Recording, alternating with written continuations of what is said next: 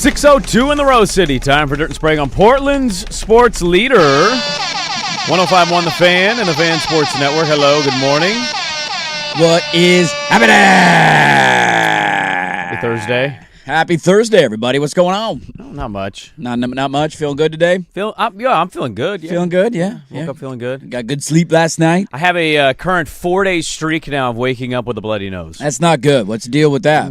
Is that a warm weather thing? Well, the first two I thought were because we hadn't put our AC really up on a very low temperature. Sure, you're just kind of keeping it middle. But 2 days ago, we put it down into the 60s, and I was like, oh, this feels good. This feels nice and delightful. And it was like right as I woke up, instantly, and then today woke up, I was fine, and then as soon as I stood up, it started. Seriously, just starts flowing out of the nose, huh? Maybe I'm dying. Need to get some nose tampons in there? Is that a thing? Can you plug that thing up? What do you do? Well. What's the strategy here? What's the thought process? You got blood all over your pillow every morning when you wake up? How no. much blood are we talking with a bloody nose? Well, it's one of those, the first couple I woke up instinctually just knowing I was going to have a bloody nose. Yes. It wasn't on my pillow or anything. Your pillow. You knew that it was coming. My pillow was clean, but I knew once I got up and moved, I'm going to start bleeding. Yeah. And then that Is was... it like your elbow when it's going to rain? You just get a feeling. You're like, uh-oh, watch out. Somebody give me a towel. It's coming. Pretty confident it woke me up because it was going down my throat. Oh, that's not good. So I'm laying down. So I'd imagine that's not... Are you a back sleeper? I'm kind of an everything sleeper. Yeah, you got to float around. Stomach, side, back. You do it all, baby. Yeah, there's a tornado going on at times in the bed. We don't discriminate against sleeping positions. No. Whatever it takes to get the job done is what it's going to take to get the job done. I'm a very active sleeper, actually. Okay. A lot of movement. A lot of movement. I used to sleepwalk a lot. Yeah. My wife said, I want to say it was 2 weeks ago, maybe 3. She said I woke up. She was reading. It was like 11. She said I woke up, turned, looked at her, and I went, "Oh yeah!" And I put my hand up for a high five.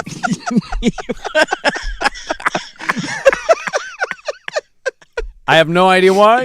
You have no recollection of this? Do you remember the dream? We don't know. That's another thing. I'm pretty good at remembering most of my dreams. But that one didn't stick? There was never a moment in that day of dreaming where I went, "Oh yeah!" Where all of a sudden you were the two-way wing sticking a 3 for the Blazers. I think he was the guy we need. He was the guy we need. We got our shooter. Corner threes from Sprague. Our shooters in town. Come on, man. We got shooters in Sprague. Is there anything worse that a white guy could do in a black sport where he's like, "Oh yeah, We got shooters. We got shooters. Let's go. don't leave me hanging"? Sprague's here to save the day, man. He shot 38% from 3 last year, I heard, in his driveway. It's exactly what we needed. This happens. I want to know what the dream is now. I want if you're waking up in the middle of the night, you're rolling over high-fiving the missus. In the middle of the night. That's a good dream. That's a good dream. I mean, that's... See, the weird thing is, I got follow-ups here. I'm not awake. I know. You're not awake. I'm you're just living saying. the dream. Exactly. You're literally living the dream. You're having a great time doing whatever it is you're doing. Don't mess with his your reality. In your REM sleep? Dude, I want to know what's going on there, man. Are we talking fantasies? Are we talking sports? Are we, who's involved? Is there, are we high-fiving during the kink? That's what I'm asking. I don't know. I think there's nothing I fear more than having one of the dreams you're hinting at. Yeah. And then turning over as I'm asleep with that the was wife. great, Melissa. What? Who's Melissa? Selma. Selma. Huh? What? Huh? Have you got any of those since coming back from Italy? Any Silvanos in the middle of the night? No. None of those? Okay, good. No. We're still clean.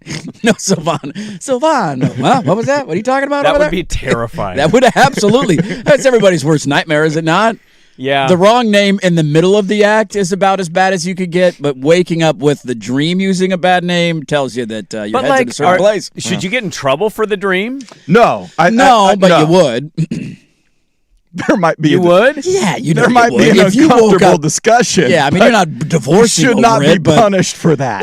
You're going to be walking on eggshells for a couple of days. I'd say 36 hours. You give it 36 hours, she'll get over it, but there's going to be a bit of a gray area there. I think the worst thing could be that you basically would be saying a name you both know. Yeah. Yes. Because you can't explain your way out of it. If it's totally random. Or Selma Hayek in your example, it's like, Selma Hayek. What are you going to do? But like if there's a hot celebrity named Ashley. Right. But you know an Ashley. I also know an Ashley. I got to explain. You're going to be no, like, no, it's not her. And no, they're like, yeah, right. Yeah, sure. I've seen the way you linger. Yeah. What? What? I see the way you look at her. What are you Your talking about? Your sunglasses are always on when she's around. One of those situations. Hey, what's going on, guys? A little bright out here all of a sudden, huh? Yeah. Where did that come from? Well, I woke up yesterday at 2 o'clock in the morning with a kid vomiting in his crib for no reason, so that was fun. Do you guys, are you ever healthy? No, he's not sick either. I don't know what the deal is. We vomited 3 times in the last 3 days, and he's not sick. Does he have reflux? Have you checked for reflux? We have not checked for reflux. I don't know. Because Pax, I don't that know. happened with Pax. He had colic and a reflux, and One I it's can awful. explain away that I think he eats too fat, like he just consumes a lot, and then it's like Yeah. a lot for the system, and then it's It's like a natural yeah. reaction of like, that's Not a too lot of much. Yeah. We don't have that much space. That was one of them, I know. The other one might have been taking a bite of an egg white. He had never had a bite of an egg white before, so I don't know if that messed up his. I have no idea. He's never eaten like an over easy egg? I mean, I don't know. The way it was cooked, he's never had an egg white like that, I guess. Maybe it wasn't fully cooked. I don't know. That one was pretty small. The one in the middle of the night was totally out of left field. Just like I got woken up at 2 o'clock in the morning. Hey, he just vomited. Okay. Let's go take care of this. Look at the watch. My alarm's going off in an hour. This is going to be fun. Start the coffee now. It's just might as well stay up at this point because this ain't going to be a 5-minute wake up and go back to bed. We got to change into the clothes. Somebody's We got to need give him a sheets. bath. We got to clean everything off. It's a whole thing, man. I think if whole I was can of worms. to have active sleeping, I'd much rather, my wife with a high five Yeah, than be throwing up. Seems like a little bit more enjoyable time. Whatever you're doing, you're having a great time. Whatever I'm doing in that situation, not having a great time. Yeah, if you throw up a certain amount of times, I don't know if I believe that you're not sick. There's nothing else happening. No fever. No fever, no mood changes, no runny nose. No runny nose. Literally no other symptoms. I've had food poisoning where explosive all I've done is diapers. throw up. But I feel like if it's 3 random throw-ups over 3 days, is that food? Is that No. random? That's 3 straight But days it's not- of throw up. It very much. I Yeah. would check for reflux. It could be a reflux thing, yeah. We got a doctor's appointment coming up in a week, so we'll get him looked at. But there's nothing else going on. I'm not taking him in right now. I'd probably swear on everything holy that your house is every week something is happening. We're haunted over there, man. You guys, something's going on. You used to defend how strong everything was in your system, and I feel like it's been the opposite. Hey, he's vomiting. I ain't gotten sick yet. I'm still holding on strong. I'm going on about 5 weeks without being sick right now. It's a new world record for me since having a kid. Let's not tempt don't fate jinx it. here, Let's knock okay? on wood a little bit. I'm on a good run right now. I'm feeling fantastic. I gotta say, you've been sick like Despite- 3 times this calendar year so far. Despite not sleeping a full night in about a year and a half. Other than that, I'm doing great, and I'm very eager to wake up at 4 o'clock in the morning every day. Hey, don't worry, it's all gonna get better in about 7 months. Yeah, things are gonna go smoothly. I can't wait to start this clock all over again. You know the worst Who thing, doesn't want to sleep? Me. Let's do it again. I think the worst part is that you know who has to pay for this? It's me. Because he's not going to be a complete a-hole when he hears the Oregon Ducks disappointed by only winning by 3 because his wife won't say that. You know who will? Me. Yeah. And then I'm going to get my head bit off because he's on no sleep. Yeah, you'll be the brunt of it. So it's going to be an age-old, you're not mad at me, you're mad at your dad situation. That's true. How Make dare for you some criticize? spicy entertainment? How though. dare you criticize my Let's football bump those team? ratings. Although I'll probably have the same takeaway. Why did they only win by 3? What is happening right now? We should have blown them out. You'll be like, in every metric, USC's actually top 8. So a 3-point win is against a top 10 team. Oh, I don't care what they beat USC by as long as they win the game again. Point spread be damn. That one doesn't bother me. Just go win the game. I'm going to hold you to that when football season's here. Hey, they're going to be a top 10 team. I'm terrified of what's going to be happening when you come back from the second kid. Oh yeah, you're going to be terrified. Yeah, you're having a hard time with this I one. am. Yeah, waking up every 2 hours after like a week off and coming back to do a morning show. Yeah, I'm not terrified at all. It's going to be great. I'm so pumped to have a kid during football season. It's going to be great. You got to tell me what your favorite. The entire football season too, by the way. It's not like, hey, it's coming in December and it's the end of the football. Isn't it? And it's like a month and they're like, all right, now football's over. It's like we're talking late September, dude. I'm it's barely the USC. I'm not even getting into conference play maybe before this thing comes. Okay, you got to let us know what your favorite are. We need to stock up on your favorite Celsius or coffee or whatever the hell. Load them all up, man. Load them all up in the We fridge. will stock the kitchen for you in the morning. Should do one every hour of the show. It's going to be great, man. I can't wait. I wish you'd just consider my feelings in all of this a little bit more. I'll text you when I wake up at 1 o'clock in the morning and then 3 o'clock in the morning and say, I'm thinking about you right now, Sprague. Thinking about you right now. You're grinding. Does your kids sleep till 10 a.m. on the weekends, you You know what I'll bastard? do? If you send the text, I'll respond with the one hand emoji, and you'll know that's me going, oh, yeah. Oh, yeah. High five. I got it. Dude, talking to neighbors about their kids sleeping makes me so jealous. And I know I'll get there eventually, and I don't want to fast forward through some of the great memories and moments. But, like, seeing kids out around 4th of July, everybody's out having a good time late. You know, it's just weekend. Kids are out running around in the neighborhood till, like, 9:30, 10. And I asked one of our neighbors, what time do your kids wake up today? He's like, 10:15. I'm like, dude. Yeah. Dude. I would donate a month's salary if you just let me have like 3 days of that right now. If you give me 3 days of that. Yeah, they're waking up when you get home from just the show. When I get home, I'm like, hey, Dad, what's going on? All right, let's go do something. This sounds great. All right, Cocoa Puffs for everybody. I'm excited. I'm hungry anyways. I'm ready to eat breakfast when I get home, or maybe it's lunch. I would give a month's salary to have a week of that right now. As somebody fully there, I can just tell you it's great. It's fantastic, I'd imagine. You got a 14-year-old, and you go, don't stay up too late, but I'm going to bed. See you later. I'm going to bed. They work their stuff out. They figure it out. You wake up when you want to wake up. It's summertime, man. Now, my youngest is more in line with me. She's just a natural early riser. Like, the latest she'll sleep in is 7, which is fine because you know what? She knows how to make a waffle. So she goes downstairs. She makes her Self-sufficient. breakfast. Go make your breakfast. She watches her little cartoons or whatever she's going to watch in the morning. Turn on your tunes. The problem is it's great being in the spot I'm in, while also you have these random parent moments of you watch the old video of the oldest when they were 2. Yeah. So you get emotional. Then you like, get the sentiment. I miss that version. Yeah, man, they're fun. And then At times. to snap you out of it, your wife comes in and goes, hey, you know the neighbor? And I go, oh, the one that largely doesn't talk to us? She goes, yeah. She just came up to me and told me she had a dream that I was pregnant. Oh. And I went, Oh. that statistically That is not there's possible. less. Well, Yeah, that's it a is- different conversation. Technically, Antonio Cromartie told us it is anything's possible. Kevin Garnett. I was thinking, am I going to be Cromartie? Is this there gonna a be you? real dream here? It would be really funny if you ended up having a kid again after my last kid. Not to me. Not to you, but to me, there would be a slight level of sadistic enjoyment that I would get out of that. We might be at the Smishmortion Clinic. I can't do this, man. I'm not doing this again. I'm not going down that road again. Dude, my brother has a friend. Father, forgive me. I mean, your dad was this way because he started over again super later after Yes, thinking he had the was reverse done. surgery. Like going to the place mentally where you think you're done. Because that's the one thing about number 2 that, like, at every step we go through, we're not holding on to stuff. You're throwing stuff away.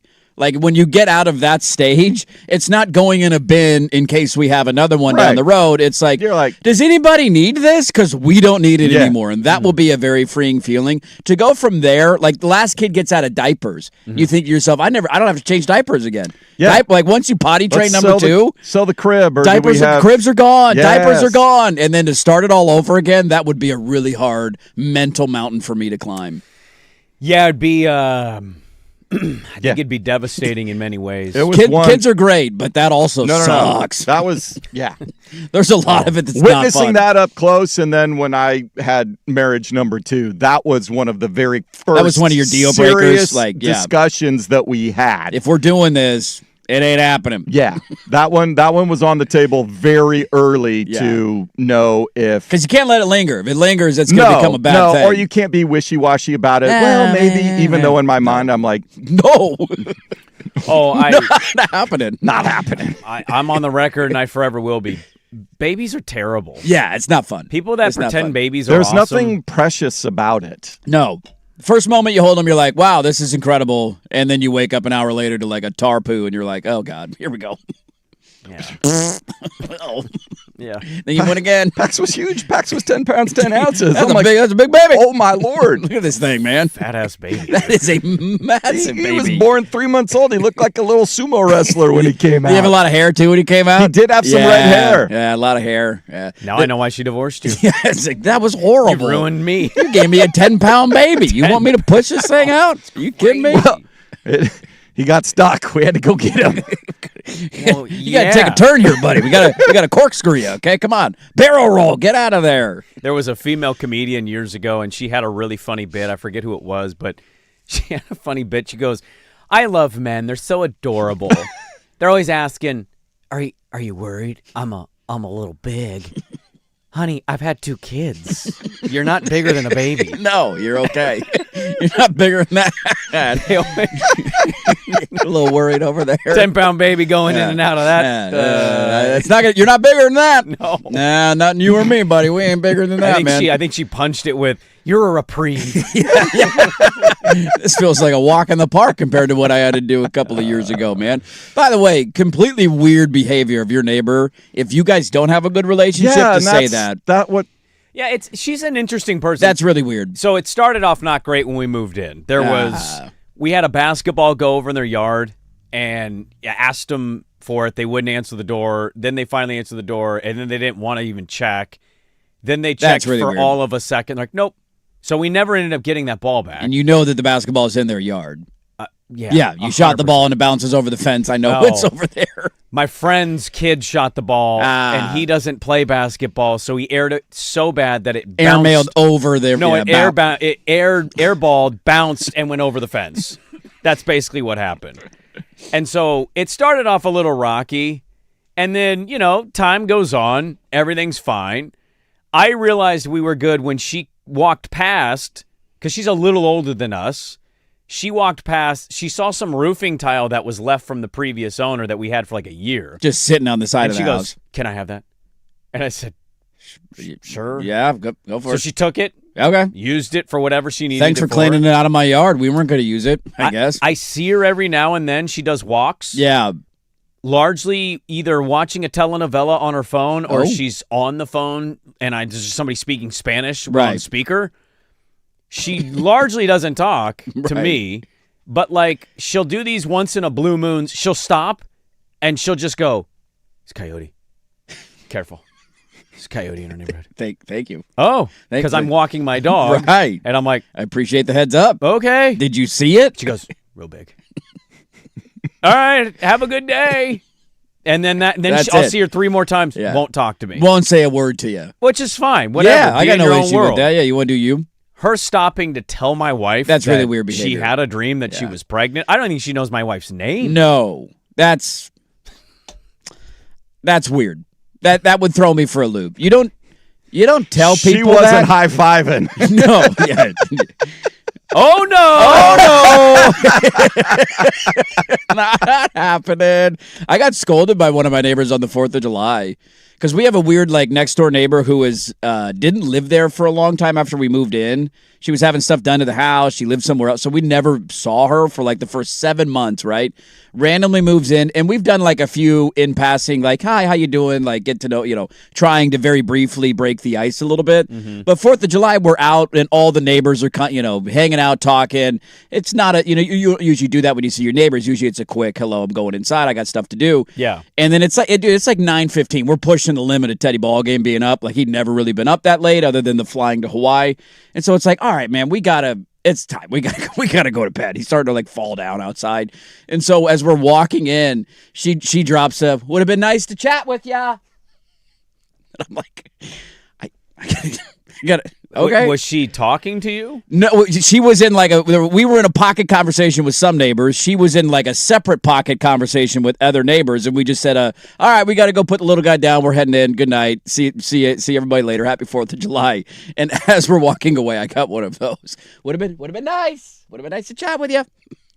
I'm so confused. And I thought, okay. so she's in a group of people talking. Yes. You're in a because the different whole group. neighborhood's out. The whole Okay. neighborhood's out in the street. So you're in two different groups. She wanted some one-on-one FaceTime at length with me for Why didn't she just come up and talk to you? then? I don't know. This was my exact question and my exact thought. What did you say back? Literally didn't say anything. I just kept walking and went inside. I got a 2-year-old, man. Are you sure she was talking to you? 100%. She doubled down the next day. Would have been great to get to know you. Maybe next time. I'm like, what is there to get to know? We've already said hi. What do you need to know about me?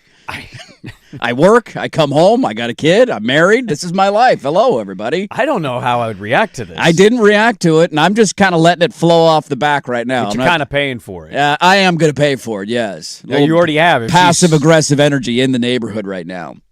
You know what you do? You just knock on her door. Hey, how's it going? Today, 11 a.m. What are you doing? Hey, What do you do for work? you wanna help me? How long you been living here? And what's your deal? No, What are you bring making Teddy for dinner? Ballgame with you, though. Hey, there you go. Yeah, you want to come watch him for a little bit? Are we See how talking fun this older is? gal? Older gal? Older gal. Yeah, older gal. Interesting. Yeah, bring Older Teddy gal. Ballgame. Yeah. They're just on a walk. Thought I'd stop by. I know you've been wanting to chat. Yeah, the second one I dropped. It's kind of hard to keep things on track when you got a 2-year-old. He was up pretty late, and she gave I get it. And I'm like, then why are you? I don't know. Odd choice. It was a very. I don't know weird- who has a more odd neighbor, you or me. It was a very weird conundrum to be in, and I just walked away. I didn't say anything. Well, I hope I'm not pregnant. I'll tell you that much. Fingers crossed, buddy. Oh no. Fingers crossed. I hope we're done throwing up in our household. Yeah. All we can do is thoughts and prayers. T's and P's to you. T's and P's out there, everybody. Well, we got a lot to get to today. Got a fun little show. Got to follow up on some stuff. I want to start with this. Maybe they should be locked out. Something is really bothering me in sports. I want to talk about it next. Dirt and Sprague 105.1 The Fan. Portland.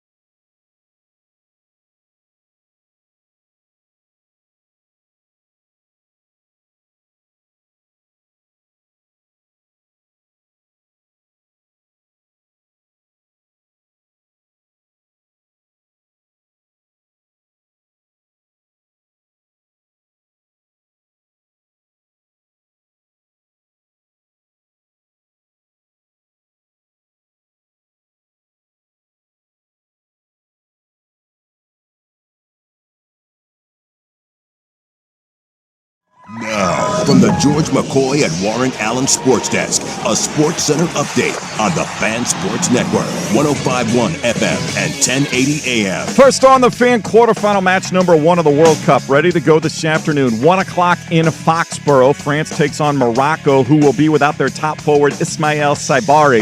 He's got 3 goals in the tournament. Coverage on Fox 12 Oregon. And France, the favorite, minus 400. Vegas Summer League play starts today. All 30 NBA teams down in Sin City. The highlight tonight, number 1 overall pick, A.J. DeBonsa, making his debut for the Wizards, taking on Darren Peterson, the number 2 pick in the Jazz, 6 o'clock on ESPN. Women's semifinals at Wimbledon this morning. Coco Gauff dropping the first set to Carolina Muchova. Right now, Goff up 1-0 in the second. And the Portland Fire back home for the first time in 3 weeks. They host the Las Vegas Aces. 7 o'clock tip on 910 ESPN Portland. Pregame at 6:45. The Fire 8.5-point underdogs. I'm Jason Swigard from the George McCoy at Warren Allen Sports Desk. Don't call your mom. Call George McCoy at WarrenAllen.com. This is the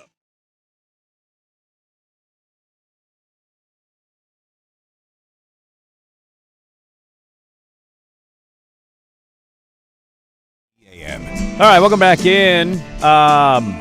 So when you were out Monday, I did a segment about something that I saw in sports that bothered me tremendously. Ooh, what's ruffling your feathers? Well, and now we fast forward to Thursday, and the same thing is bothering me, and this one even more because I'm watching it. So I just listened to a podcast with Jeff Passan a few days back. He did a pod, and he was talking about the lockout. Yes. And he's like, there's going to be a lockout. It's gonna happen. Like, to him, it's not I don't know. He's like, It's going to happen. I've talked to enough people. There's too big a gap here. He's like basically saying, I will be stunned, utterly stunned, if there's no lockout. Nothing like a sport building all this momentum over the last couple of years and take a gun out and shoot yourself in the foot. Exactly, right? Like, baseball's done a really good job for itself, and they're on a nice run. I know your baseball team sucks. Horrible. They almost got no hit yesterday. Woohoo! I'm watching my team, Yeah. who has also been pretty dog crap for about a month now. Right. They've blown a big divisional lead, and we'll see if they can hold on to it. They're playing the Pittsburgh Pirates. You should not care about this game if you're not a Braves or Pirates fan, and I totally get it. Pirates are at least above 500. They're at least a funner watch than they have hanging been on maybe in as a years wild card past. team, maybe having a chance. But on Monday, I talked about Clayton McCullough, the manager of the Marlins. Okay. He pulled his pitcher who went 7 innings, perfect game. They end up winning, but guess what? They blew an 8-run lead. Come on, man. And barely won 9-8. Come on, man. Last night, I'm watching my Atlanta Braves play the Pittsburgh Pirates, and Pirates pitcher Jared Jones had 6 innings, perfect game. No base runners. Nothing. Perfect game. 6 innings. What's the pitch count? 79. 7th inning comes up, new pitcher. The report was Jared Jones got wind that he might get pulled, and he started hiding from the manager jokingly, like, no. Dude. He was asked in the postgame, and he did the full team thing. It's my 5th start off surgery. The schedule was 5 innings, 80 pitches, whatever comes first. I totally get it. It is what it is. And I know they're going to go into lockout. I cannot believe that we have in the same week 2 pitchers going that deep with perfect games. On 2 different teams. We're getting pulled because of pitch count. Right. Because of precaution. So did you appreciate Dylan Cease going out for he'd thrown like 117 pitches and Yes. He tried to go for it in the 9th inning. They broke it up in the 9th inning eventually. Yes. Yeah. So this stuff drives me nuts. There's only been, by the way, like 24 perfect games ever. Yes. Yeah. It you know, from 1901, here's a stat for your ass. 1901 to 2015. Do you know that from 1901 to 2015, no Major League Baseball pitcher had ever been pulled from a game if they were 6 innings perfect and on? They were only pulled after giving up the first hit. Right. Or the perfect game is ruined. And then eventually, if your pitch count's high and you've given up a hit, like, all right, let's lift you out of the ball game. Of the 18 outs that Jared Jones faced against my team, right, 8 of them were strikeouts. He's just throwing it by everybody. Nobody can touch him, and we're lifting him out of the game because it's his 5th start off of surgery, and they want to make sure his elbow's good. So that was the Marlins guy or the Pirates guy that was coming off surgery? It's the Pirates guy. It's his 5th start post surgery. Now, was the Marlins guy coming off surgery? I didn't see that story over the weekend. They basically are just they're trying to be cautious. With it's just like, if you want to give me the surgery example, I still disagree with it. That's a once in a lifetime opportunity. The kid's arm's not going to fall off. He'll be all right. But that one, at least, we could sit at a table and debate. If there's not a surgery excuse here, his arm is, it feels something loose in his elbow, like nothing along those lines. He's just throwing the ball. He's throwing the ball great. You should be fired as a manager for doing this. to add on top of this, by the way, so no hitters. I mean, literally, you should. It's ridiculous. No-hitters became a bit of a they're happening all the time, and we don't really care about them anymore. Like, we've poo-pooed many a no-hitter on the show over the last 3 or 4 years. Do you know how many no-hitters we had in Major League Baseball last year? I don't think we had one last year. If we did, it's did just we have one. Was it a team one? Zero. There was not a single no-hitter in all of Major League Baseball last year. We have one this year. It was a combined one early in the season. Was it the Astros? No-hitters. I believe it was the Astros. Combines don't count. I mean, they don't count. They don't hit the same. From one pitcher throwing a no-hitter, we have not had one in over a season and a half, man. Yeah. So it's like we went from having one of these, it felt like every month, and we're like, oh, look at that. He no-hit the A's. Who cares? I've never heard of that guy before. So we haven't had one in a while. And so, having a no-hitter would be pretty notable right now in Major League Baseball. It gets people talking. This is the kind of stuff that is just slowly killing baseball. I'm not full Kirk Herbstreit, where he's yelling in all caps on social media about home run and launch angle and strikeouts, although certainly it bothers me as a fan watching from time to time. This mentality of robbing fans from seeing something that maybe they will never see again, and the player from having an accomplishment that they might not ever have and likely won't ever have again or have a chance to do. The odds of a pitcher taking a perfect game into the 7th inning of a Major League Baseball game are so minute. They are so slim.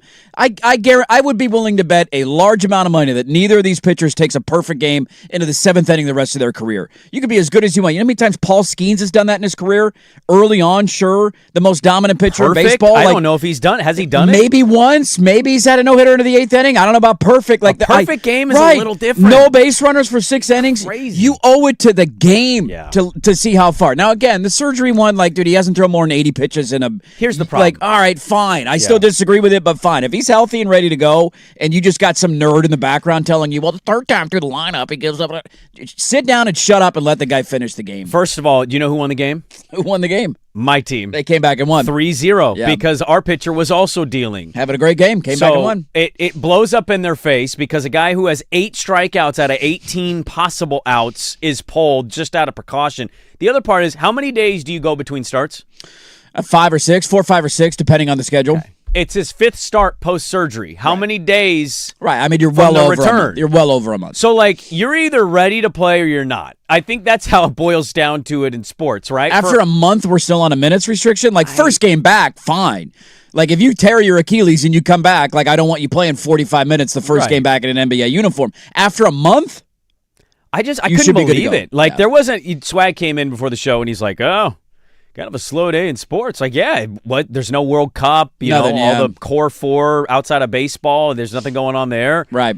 So I had WNBA and I had a Braves game. I had my sports options. That's if I wanted to, that's all I had. Right. So I turned the Brave game on my iPad, and I'm getting some stuff done. And I'm like, God, we got a little bit of a pitcher's duel going on here, man. This guy's dominating us right now. We got to about I think it was the 4th inning. I literally was out loud. I was like, dude, this guy, we can't touch him. No. And you go to this, you get past the 6th inning. I'm just like, oh my God, I might be watching a perfect game today. Nope. Here comes the reliever. Not even going to try. Not even going to push for it. It's such a disservice to the history of the game. You can say, well, 2015, that's 11 years. Sprague, a lot should change. Yeah, I agree. We should evolve in a lot of ways. I'm totally open-minded. Where you lose me, though, this is not an area to me that's analytical. This is... You are terrified of a problem you don't have. Yes. Right? You're just being fearful for maybe somebody can text in that I'm wrong on this. I'm not on the assumption there's an analytical advantage for why you pull a guy who has a perfect game either through 7 innings or 6 innings. Right. If he's not asking out. And in both instances with the Marlins and yesterday with the Pirates, These are just, we're trying to be cautious. We're worried about the elbow. Right. And I'm You're like, just living in fear, man. dude, you completely lose me as a sports fan when you tell me from 1901 to 2015, no pitcher had ever been pulled with a perfect game past the 6th inning. Nor should they ever be pulled. They were allowed to try to go get the perfect game. Yes, and if you give up a hit, the leadoff hitter in the 7th inning, guess what you do? You're worried about his pitch count? Get him out of there. If he doesn't give up a hit, let him see how far he can go. I'll never forget Bruce Bochy letting Tim Lincecum come throw like 140 pitches in San Diego and finish a no-hitter. It wasn't a perfect game. Why was Dylan Cease allowed to do that yesterday against the Giants? Right, but other guys had it. Yes. Because he didn't have surgery 2 months ago? Like, what are we doing? Right, and I just, the funny part about the entire thing for me is the idea of a pitch count is just laughable. Like, how many pitches are you throwing in warm-ups? How many pitches do you throw between every inning? Like this idea that it's like a hard and fast, well, he's thrown 80 pitches, that's all he can do. Are we counting all the warm-up pitches? Are we counting the pre-inning pitches as he's warming up? Have we proven, by the way, I'm genuinely asking this. I'm sure there's analytical numbers. Have we proven that the pitch count with injury stuff is real?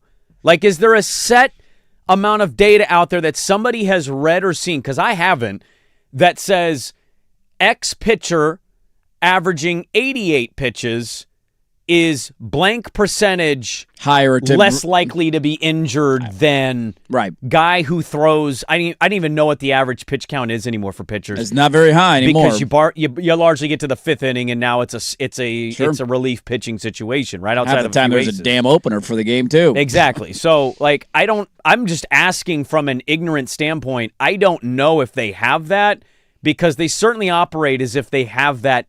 Like statistical data that tells them if you only throw X amount of pitches, you are infinitely less likely to encounter Tommy John or whatever, the UCL, all that stuff. Yeah, you're a sport that's looking for headlines and ways to cut across. You know what does? No hitters in perfect games. It gets people talking about it. It gets people paying attention to it. And having just hey, so-and-so won 3-2 yesterday is not really a national headline. How many perfect games have you seen live? That I've watched. I was thinking about this yesterday. So I remember, obviously, Matt Cain threw one. I'll never forget that against the Astros in 2012 for the Giants. Was that a night game?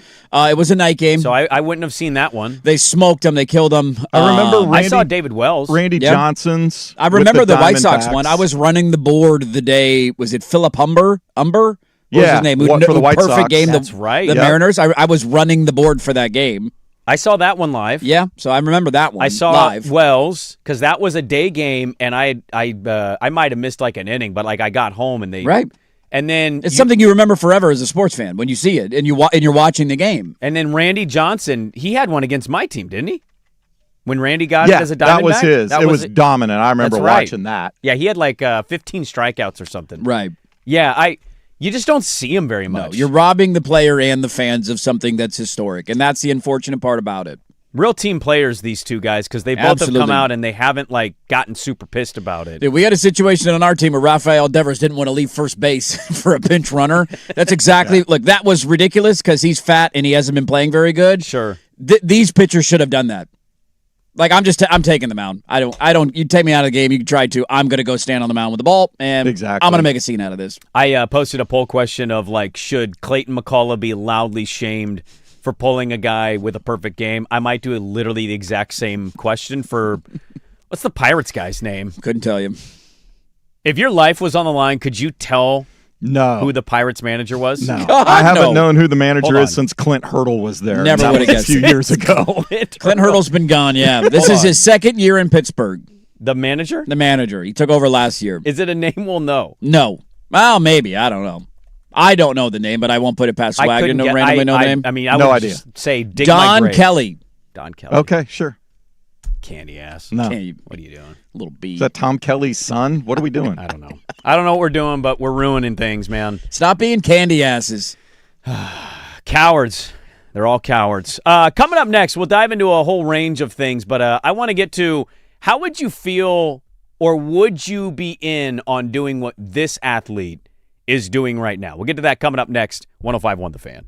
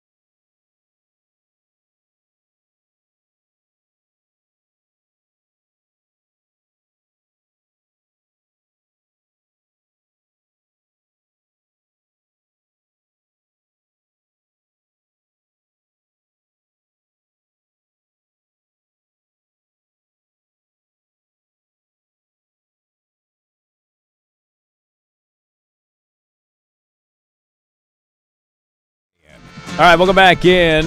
Give you an update on one thing that came out in the second hour. Get some college football. Got a lot going on in the sport of college football. We'll talk with Bill Riley, our good friend of Utah football, coming up at 8:05 a.m. I heard he's got to get branded with the Monster Energy logo. Oh, really? They pull all the broadcasters aside. Get the brand out. Is that how that goes? Yeah, on a butt cheek. Pull your pants down, Bill. What would we do if during the interview he just did random, and it's a lot like the Monster Energy drink. It's See how many times he could drop it. just, like, slips flows it in and like out of it's a sentences. NASCAR driver Yeah. post-race. I think it's going to be an energetic offense, like after having a couple of monsters early in the morning. Gets you up, get you going. What'd you just say, Bill? They got Scally on a good deal. You know what else is a good deal? 6-pack right now. It's only $5.99. Tell him Bill sent you. I'm going to punt to what I was going to get to here and do something else because I had this on my show sheet and I just saw something during the break, so I wanted to talk about it. Do you know who August Pfluger is? August Pfluger. I do not. That's a real name. Okay. He is a representative in the 11th District of Texas. Okay. Not to get political with you. Pfluger. Oh, it's spelled like Pflugrad. It starts with yeah. a P. It's a the PF spelling. That's it's a tough the one. PF one. Okay. August Pfluger is representative in the state of Texas. You don't really need to know much else. Okay.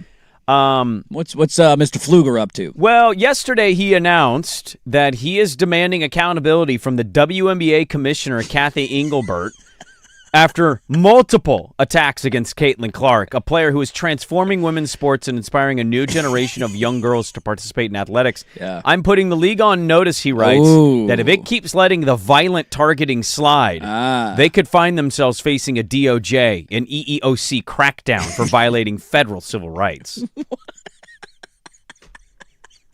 And he's not alone on this, by the way. He sent out the statement. No, they got 10 of his colleagues You've there got, to sign the letter. August Pfluger, Yeah. Mark Alford. Okay. You've got Sherry Biggs. Yeah, Sherry Biggs. Tim Burchett.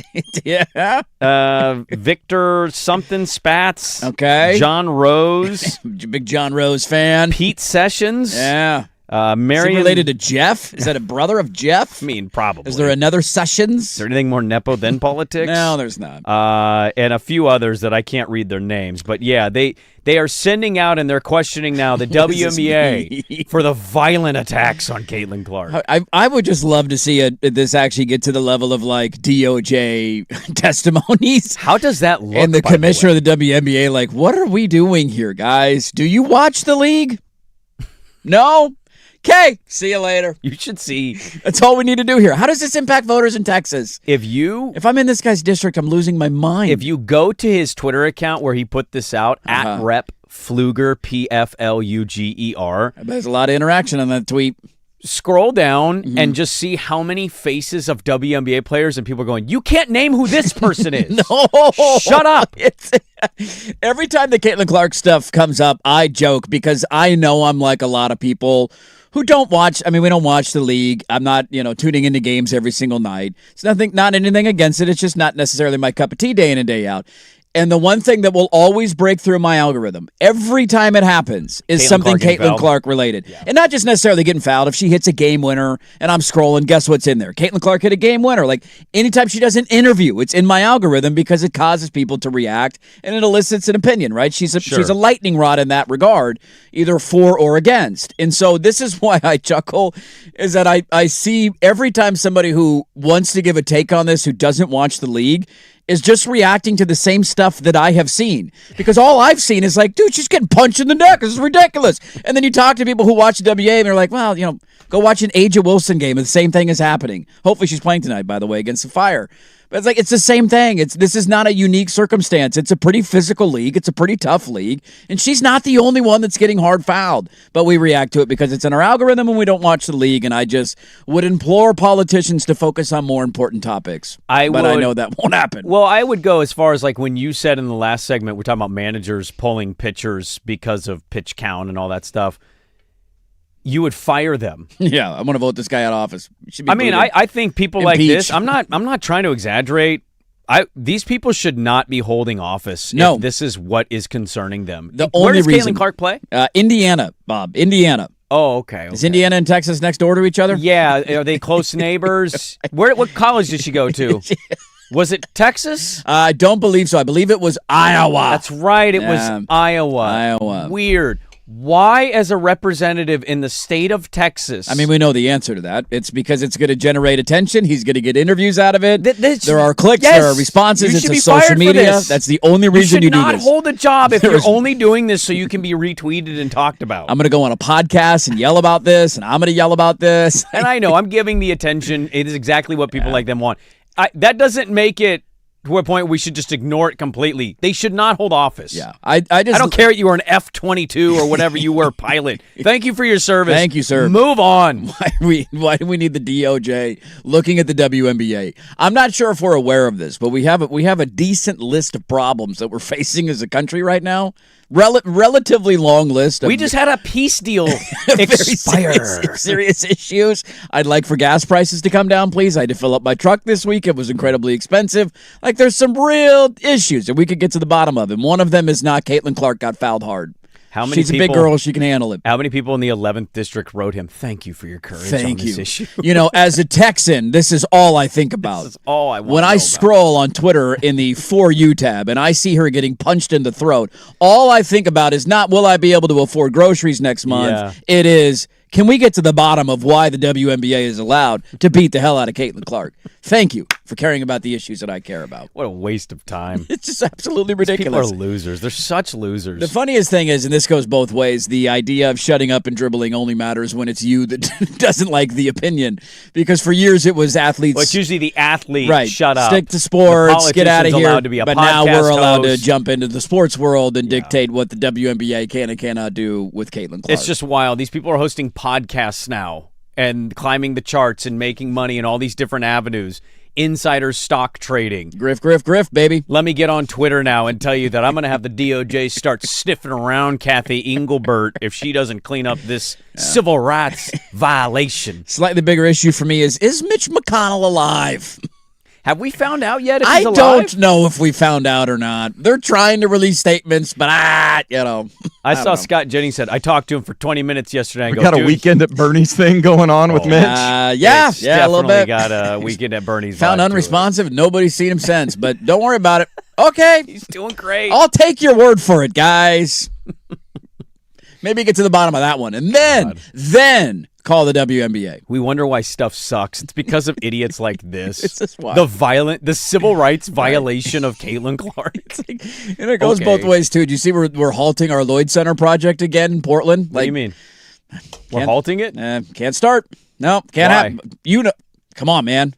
It's a historic landmark. Are we really going to tear that down? I had a friend that was like, What are we "Dude," going to do with the ice rink? She goes, should we do one more, like, go around, say goodbye to her? One more time around? Dude, no. The old cow. I've been there twice in a decade. It's depressing to be in there Some now. guy's going to jump out from behind a column and shiv you with a needle. Get out of there, man. No. Run the other direction. Tear down that parking lot. It's Turn it terrifying. into a haunted house. That would make some money. Now we're talking. A 3-story haunted Let the house. hobos hang out in the corners, freak you out a little bit. Now we're on to something here. That's a whole nother level of scary, man. All right, we got a loaded second hour of the radio program.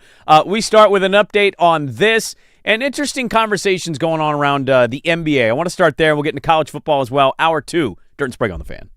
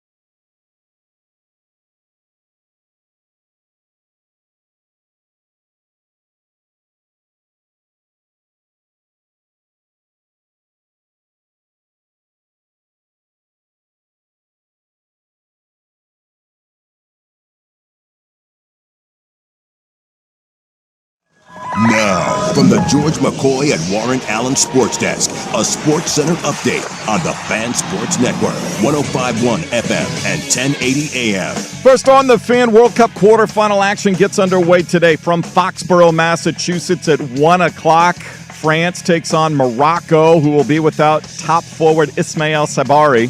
He's got 3 goals already in the tournament. You'll see it on Fox 12 Oregon. France the favorite at minus 400. Vegas Summer League play starts today. All 30 NBA teams down in Sin City. The highlight 6 p.m. on ESPN. AJ Debonsa, the number 1 overall pick, makes his debut for the Wizards. They take on Jazz, and number 2 overall pick Darren Peterson at 6. Women's semifinals at Wimbledon this morning. They've gone to a third set. Coco Gauff taking the second set 6-1. Mukova holding serve in the opening game. Portland Fire back home at Moda Center for the first time at 3 weeks. They host the Aces. 7 o'clock tip on 910 ESPN Portland. Pregame 6:45. Vegas an 8.5-point favorite. I'm Jason Swigard from the George McCoy at Warren Allen Sports Desk. Don't call your mom. Call George McCoy at warrenallen.com. This is the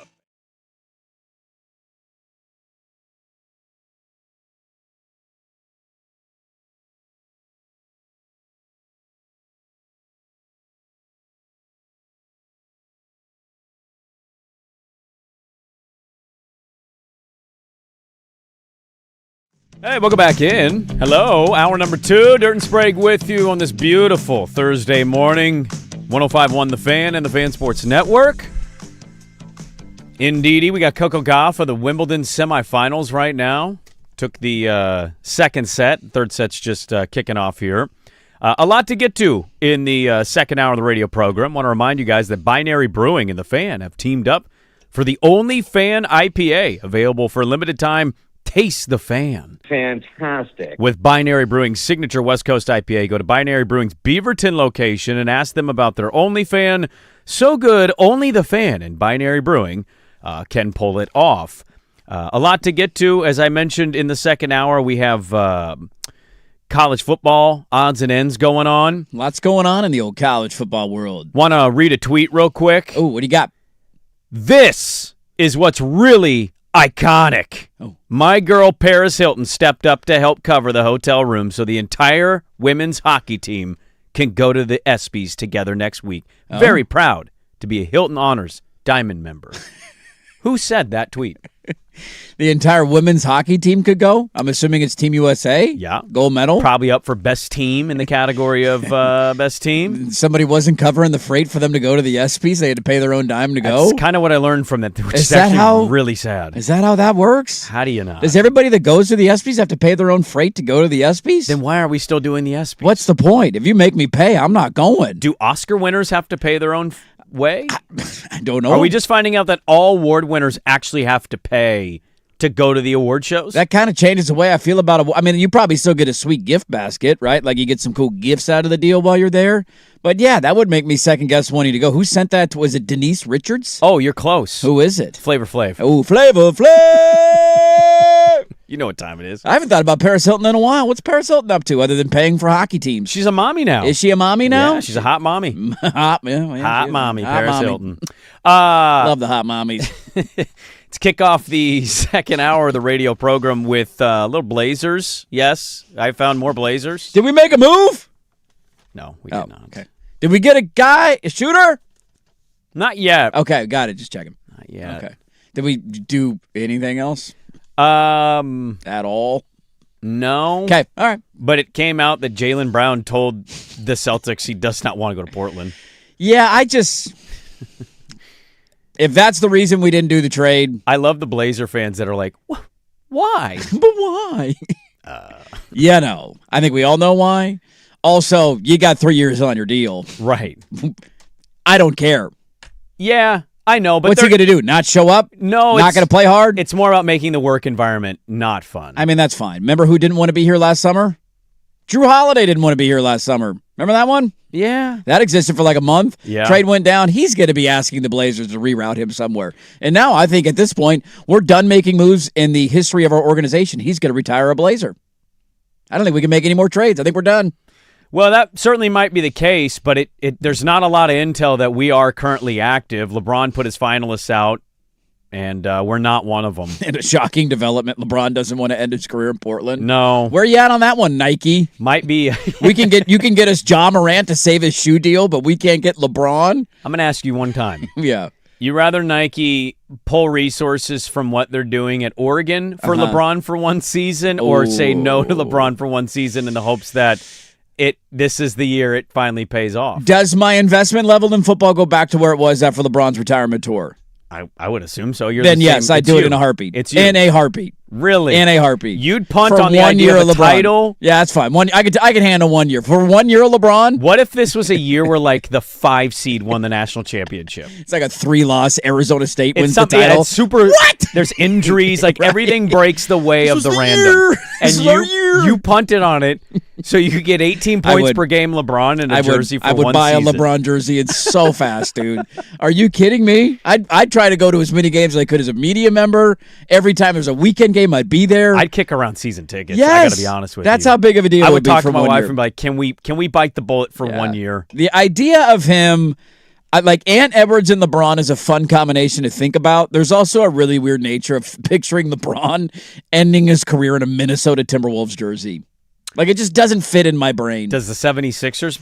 No, but at least that's a bigger market, a more historic franchise. There's Joe, I get it. You got Ant, you got LaMelo. They've been in conference finals. It's just the Timberwolves have been so irrelevant for 99% of my life that's just that's a hard one to wrap my head around. I mean, I totally get where you're coming from. As many people point out, it'd be odd for him to choose his go-out season. It's with Ant Edwards, LaMelo but Ball. it's LaMelo Ball. And Yeah. LeVar Ball's giving quotes about how he's better than LeBron in podcast interviews. Like, why would you sign up for that, man? You know the problem?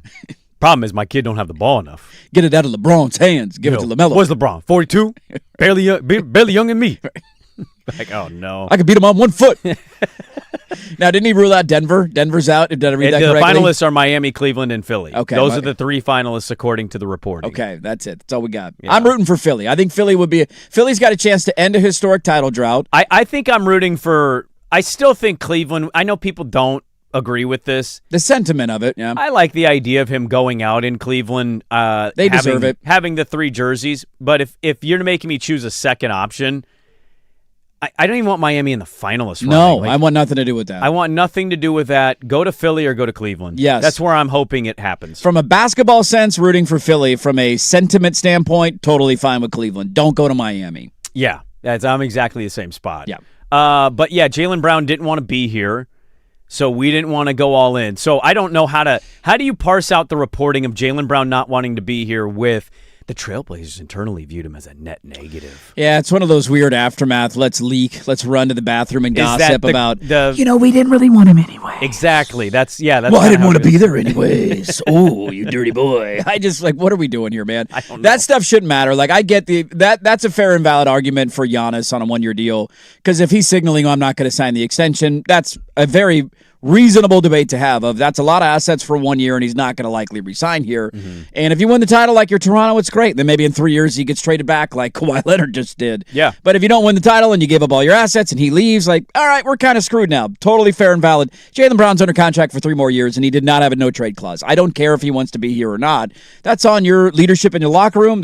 He's played with Drew Holiday. They have a good relationship, I'd imagine. It's on Mike Honori. It's on those guys to make sure that he fits into the fold. It does feel like a very, we know the NBA is a gossipy league, but in the aftermath of it, one side saying we didn't want him and the other side saying I didn't want to be there anyways. Yeah. And it's just left with us not doing anything other than Ja Morant. But like of the 2 instances here, because clearly the league did feel a certain level of Jaylen Brown, worth it, not worth it. I think there's validity to both of them. Yeah. But of the 2, you're more likely to believe Brown didn't want to be here than you are how do you internally see him as a net negative? I just have a really hard time with that, on. man. I have a really hard time with that.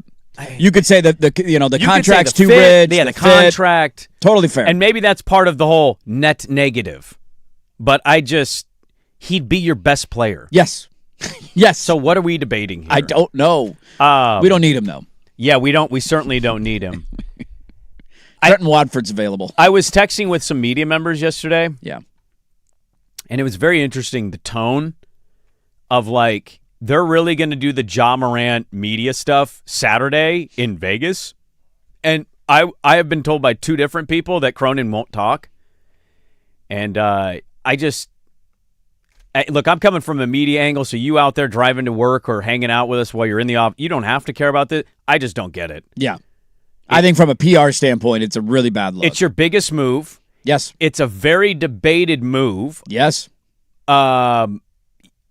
Just a lot of questions that come with that decision. Agree with you on the move or the decision. That's one thing. I can respect if you're willing to come and talk about why you feel this is the right move. Yeah. I can hear your answer and go, yeah. And Disagree with it. Yeah. Cronin could give an answer that makes me go, yeah. Because he's not the most savvy with the media. But you gotta, I just feel fundamentally you have to talk. Yes. You can't not. I don't care that you did this in Vegas a few years ago and all you got asked to you was Dame Lillard and his Miami request. I don't care. This is not a run-of-the-mill signing. This was a pretty big trade involving a pretty big name in the league who is coming in with a lot of question marks about his shooting, about gun stuff off the court. He's going to be your highest paid player for the next 2 years. He's your highest paid player until you sign Denny. I don't understand the idea and logic of we're going to host it in Vegas and, oh, by the way, the general manager who made the decision isn't going to talk and take questions. I hope he pivots out of that decision. Yeah, I do too. They're all at the facility right now. The Summer League team's getting ready for this weekend. I just cannot disagree with the decision more than to not hold a traditional press conference. And I was told that, well, it might be because Ja's in L.A. doing Nike stuff. And I'm like, and? They get on private jets all the time. Yeah. So, like, even if you want to host it in Vegas, fine. To not talk at all from the general manager decision-making standpoint, I couldn't disagree with that decision more. Yeah, I think you can make an argument. Just looking over the last 10 years, it is one of the more, I don't know if controversial is the right word, but probably fair. Like, if you said the last 10 years of moves, we could debate, how much you paid for a certain player, how much you used in a certain trade, how much capital you put up. Like, that stuff's debatable. This is the second. The idea of Ja Morant is just, it's a lightning rod in and of itself. It doesn't make sense with your roster as currently constructed. No, not to mention, again, all of the issues for Ja Morant and what are you getting? And he's making $42 million over the next 2 years. And, why were you the team that rolled the dice when it did not appear that any other team in the NBA was willing to do it? And they almost had to attach draft capital to it. So it's like they're desperate to get rid of this asset. And again, back to the take, I'm fine with the deal in the swing. I don't have any issue with it in a vacuum. Doesn't make sense with the roster right now. But I'm with you in 100% agreement. It's just there's a responsibility, I think, from an organization standpoint to explain yourself. And I agree ultimately with taking a risk on a guy like Ja Morant. I have no problem with it. Let's hope that it works out.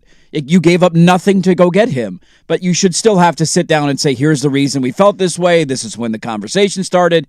And the idea that you got peppered by Miami media members, like, grow up. You're a big boy. That's part of the job. That's part of the gig, dude. You're like that. So now we're never going to do press conferences in Vegas again because Miami media members were mean to you 4 years ago. Also, how does that apply to this year?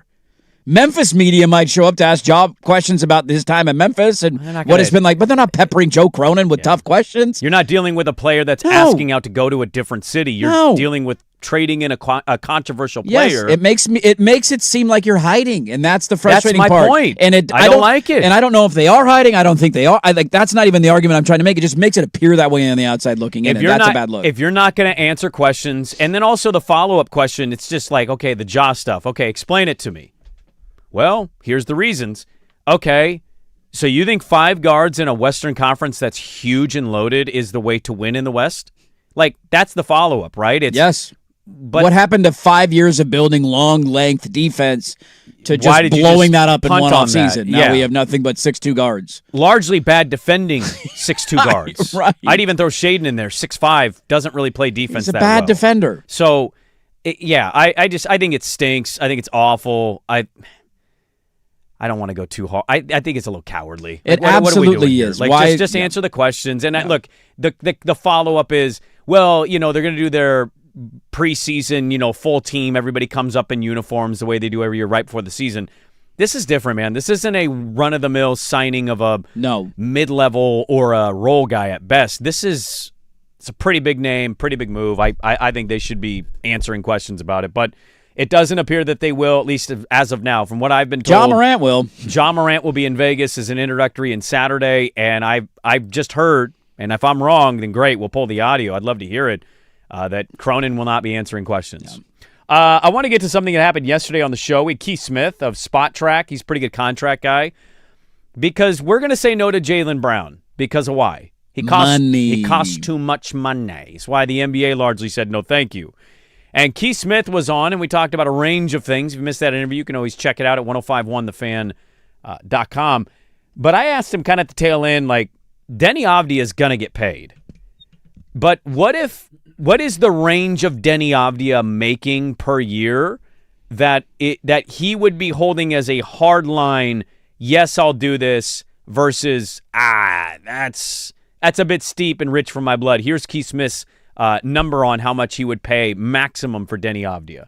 Yeah, somewhere in the range of 40 to 45 average annual value feels about right to me. That's just below what a max extension would be for a guy with his years of service. It projects to start somewhere around $54 million or so. And then the nice thing is, if you give him all that extra cap space this year and or going into next year rather, if that's the path they go, what a lot of times what they'll do is say, hey, we were going to do a 4-year, $160 million deal, which was going to pay you out at $40 million a year. But instead of that, we gave you $20 million now. So now that extension is going to become 4 years, $140 million, and that lowers the average annual value. We've seen that in these renegotiation and extensions happen before, where the guy's not like a clear max player. That's what happened with Miles Turner with the Pacers on his last deal with them. So that's kind of the range where you're looking at. 40 to 45. If he's demanding 50, are they in? Because I think they're in. Yeah, I mean, I think at this point, point, you have tied yourself to him, and you have to, because you're saying no to other stars. And so if he's going to ask for 50, you got to give him what he wants. So what is the league telling us right now? The league, in my opinion, is telling us that you have one and then you build out. Yep. He's the guy. Is this their guy? He's their guy. Is it Denny Avdia? Yes, I think it's 100% their guy. So you look around the landscape of the league, and you look at a lot of teams' ones, quote-unquote. Do you feel great about our chances to build, paying a lot of money to Denny Avdia, and then trying to figure out everything else around him? I do not, but I also will acknowledge that the last 2 years, we can debate where Denny Avdia ranks in the pantheon of NBA players, but he's probably a top 20 player in the league, right? Ballpark. Now, some might have him at 11, some might have him at 19, but he's somewhere in that range, right? The last 2 years, we've had two near champions, one of them who won it, with players who I think are kind of in a similar range of him in terms of overall ranking, in Brunson in New York and Halliburton in Indiana, who are the best players on their respective teams. Now, very differently built, right? You got the Brunson contract stuff, so it's not a direct apples-to-apples comparison. If I'm trying to be optimistic, that's the road that I go down. But I also acknowledge that it's incredibly difficult to build a roster out that way when your best player isn't one of those guys that is a undoubted, bona fide top 5 guy in the NBA. And you got to be smart and put the right pieces around them, because for as good as Denny Avdia is in some categories, he's not a perfect shooter. We're going to see how he plays off the ball this year. He's not a dynamite defender. It's not like that's a strength of his on the other end. And so while he has a lot of pluses and a lot of things that you can lean on, then you got to go about building the roster the rest of the way to mask his weaknesses. And I think when you look at New York as a prime example of this, we have a small point guard who at times can be inefficient, but he's a super closer late when you get him into the game. And he's not good defensively. So what do we need to go get? Let's get some guys who can shoot. Let's get some guys who can open the paint, Karl-Anthony Towns. Let's get some guys who are really good wing defenders, OG Anunoby, Bridges, guys that can have size around him to make the roster fit. And this, again, gets back to the Cronin conundrum of this weekend of I don't feel like they've done that with Denny Avdia. If he truly is your guy, have you surrounded him with the best possible pieces that you can in order for him to be successful? Because you went out and got a guy this offseason who was going to take the ball out of his hands, and Ja Morant, and you were already adding one more back to the roster in Damian Lillard, and now it's a question of can Denny Avdia fit as at times, third fiddle in the offense, because there will be occasions in which he is that. And so lot of lingering questions with it. You have Denny Avdia as a third fiddle. I mean, not every night, but in moments, yeah. Like, he's not going to handle the ball on every possession. He's not going to take the shot every time down the floor. Are we just not going to let Dame handle the rock? Are we not going to let Ja attack the hoop? I mean, it's the biggest thing I have about it on the Ja stuff is, and I think right now, if you press me, I'd say, yeah, I think the Blazers are telling you Denny's their one. and they're going to pay him. And I'm not convinced, because if you're him, why would you not be commanding $50 million a year? Yes. I also have this just lingering in the back of my mind of I from everything that I've read and heard, I don't think a short extension's coming next year. I don't think it behooves him to sign that. You think he goes to free agency? I think we are playing this out for 2 more years, and he's headed for unrestricted free agency, at which point you hope there's a wink and a nod agreement that there's an extension in place, because it's not a bird rights thing. It's not a matching offer thing. He is an unrestricted free agent. You know what was funny is Zach Lowe said the other day that he knows teams that actively root against their players from achieving individual accolades. Because it costs him more. Well, yeah, if Denny Avdia makes second-team All-NBA this year because he's awesome. Yes. That unrestricted I'm free agent absolutely contract. hitting unrestricted free agency. Yes. I'm not signing an extension with Portland. For $30 million for 1 year, so I then might you can re-sign in Portland, but Sure. I'm hitting unrestricted free agency because I'm not asking for $40 million a year. Nope. And I thought that's kind of where I just disagree with Keith of like, why would he agree to it? Yeah. Maybe he will. Maybe he's like, actually, I like being here. They treat me well. Like, I'll stay in Portland. Okay. Right. But I also wouldn't really understand of like, you did a bet on you contract. It's worked. You're one of the best valued deals in the entire league. You might be a top 3 best contract in the entire league. Without a doubt. From a production standpoint and a dollar and cent standpoint. Right. Why would you not just wait it out, go to free agency, and see who gives you what? Yeah, I mean, you could. Donovan Mitchell is probably a better player than him. The accolades, the career, the run he's been on, right, lengthier, like no argument there. What did he just get in his? $273. What's he going to make per year? 70. $70 million. It gets to 75 one and of the years. But you're telling me he's $30 million more than Denny Avdia? No. Not a chance in hell. Not a chance. You can make an argument then he could be 60. Now, again, all NBA will dictate this and what accolades he gets in the next 2 years. Maybe we got Ja because we knew we were going to lose Denny. It's a 2-year plan. Well, that's the one thing about the Jaylen Brown stuff that I just chuckle at. If that ends up being true, you have Denny Avdia over the next 2 years making less than $15 million. Yeah. On your salary cap. It's a great deal. So a big contract, like, all right, year one of the extension, maybe. You got to figure that out. But you could trade the expiring of Jaylen Brown if you needed to at that point. Like, next 2 years' salary is not your problem. That's the funny part. And they showed you that because they were willing to go give and pick up John Morant's $42 million over the next 2 years. Yeah. It's fascinating, man. We'll see what it's going to be. But the Blazers reportedly said that Brown was a net negative. Brown reportedly said, I didn't want to go to Portland. And a little follow-up stuff on the Ja Morant introductory stuff, which is supposed to be on Saturday. We have a lot more to get into in hour number 2. Dirt and Sprague back with more on 105.1 The Fan. Portland.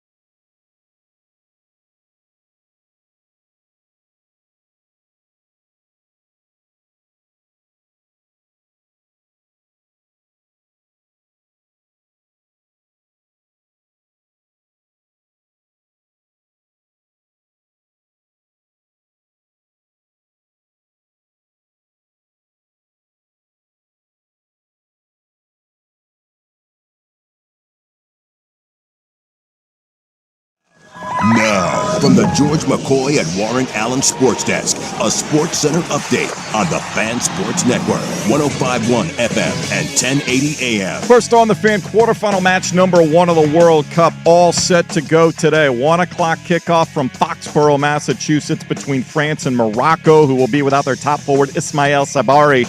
He's got 3 goals in the tournament. You'll see it on Fox 12 Oregon. France, the favorite, minus 400. Women's semifinal action at Wimbledon. Coco Gauff, Karolina Muchova have gone to a third set. They are on serve right now. Gauff will be serving 3-4, trying to get to a first Wimbledon final. Portland Fire back home for the first time in 3 weeks. They host the Las Vegas Aces, 7 o'clock tip over on 910 ESPN Portland.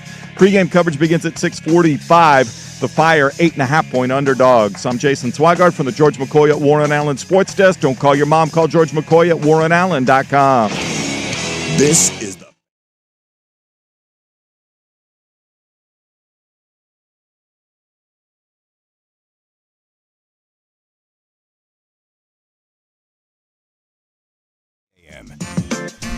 We'll talk with Bill Riley coming up at 8 a.m. today. We'll talk some college football with our good friend over there in Salt Lake City, Utah. Got back from Dallas yesterday. God bless the beaver. College football coverage on the Fan is presented by Xfinity. Score the most reliable Wi-Fi, one price, 5 years guaranteed. Xfinity, imagine that. Rolling on here, I'll get into some college football here in just a few minutes. How does the Las Vegas Jacks sound to you guys? That's thrown out there. That's a new NBA team, the Las Vegas Jacks. There was a thing filed with a group. It features Jerry Colangelo, Vinny Del Negro, Jay Williams. It's like a list of people who've been around basketball their whole lives. Right. And it's filed under the name Las Vegas Jacks. I'm not revolting at it. I don't think it's the worst name out there. I know this is a big one for you. You're very anti-Jack. This is worse than the Pelicans. This is worse than the Pelicans. Yeah. How's it worse than the Pelicans? Pelicans were an all-timer. They were an all-timer. They should be the Jazz. So I don't know what we're doing here with Utah. Well, they shouldn't have a team, if we're being honest. That's, you're not wrong there. To play a Vegas punt, a spade here, and let's move them out of New Orleans. What about the Spades? Does that work for you? Should just be the New Orleans Maravich. I mean, they clearly want to go with the theme, right? The Vegas theme. Why? Why do we do this? Does it have to be like a known theme and everything? And I think a name that matches the city helps a little bit. A lot of Raptors in Toronto. There are Grizzlies in Memphis? There are not. I don't believe so. No. Oh, okay. All right. No. I don't have any issue with it. I think it's a fine name. We have a cat. We got a pinwheel as our logo. Well, we're the Trailblazers. We're blazing trails, Oregon Trail. Get it? All right. You like the Jacks. You want to say, hey, we're playing the Jacks today. No, I think any new team name you throw out is it's going the to most depressing face card you can come up with. Yeah, I know. I think any team name you throw out is going to be met with, that hasn't been used before, is going to be met with, that's really dumb. I can be open-minded to team names, What was the last, how many of the team names have we had over the last 10 years that we've been like, ooh, great team name? Kraken was solid. Kraken was great. Yeah. The Utah Mammoth. Commanders is stupid. The Mammoth was met with great applause. Yeah, Mammoth is solid. Commanders was awful. Commanders is still awful. Is, by Guardians is awful. Guardians was bad. Both of those were absolute whiffs. Yeah, it could have been the Spiders. Do you like the Vegas Knights? Yeah. Because it's a higher face card? It's allowed?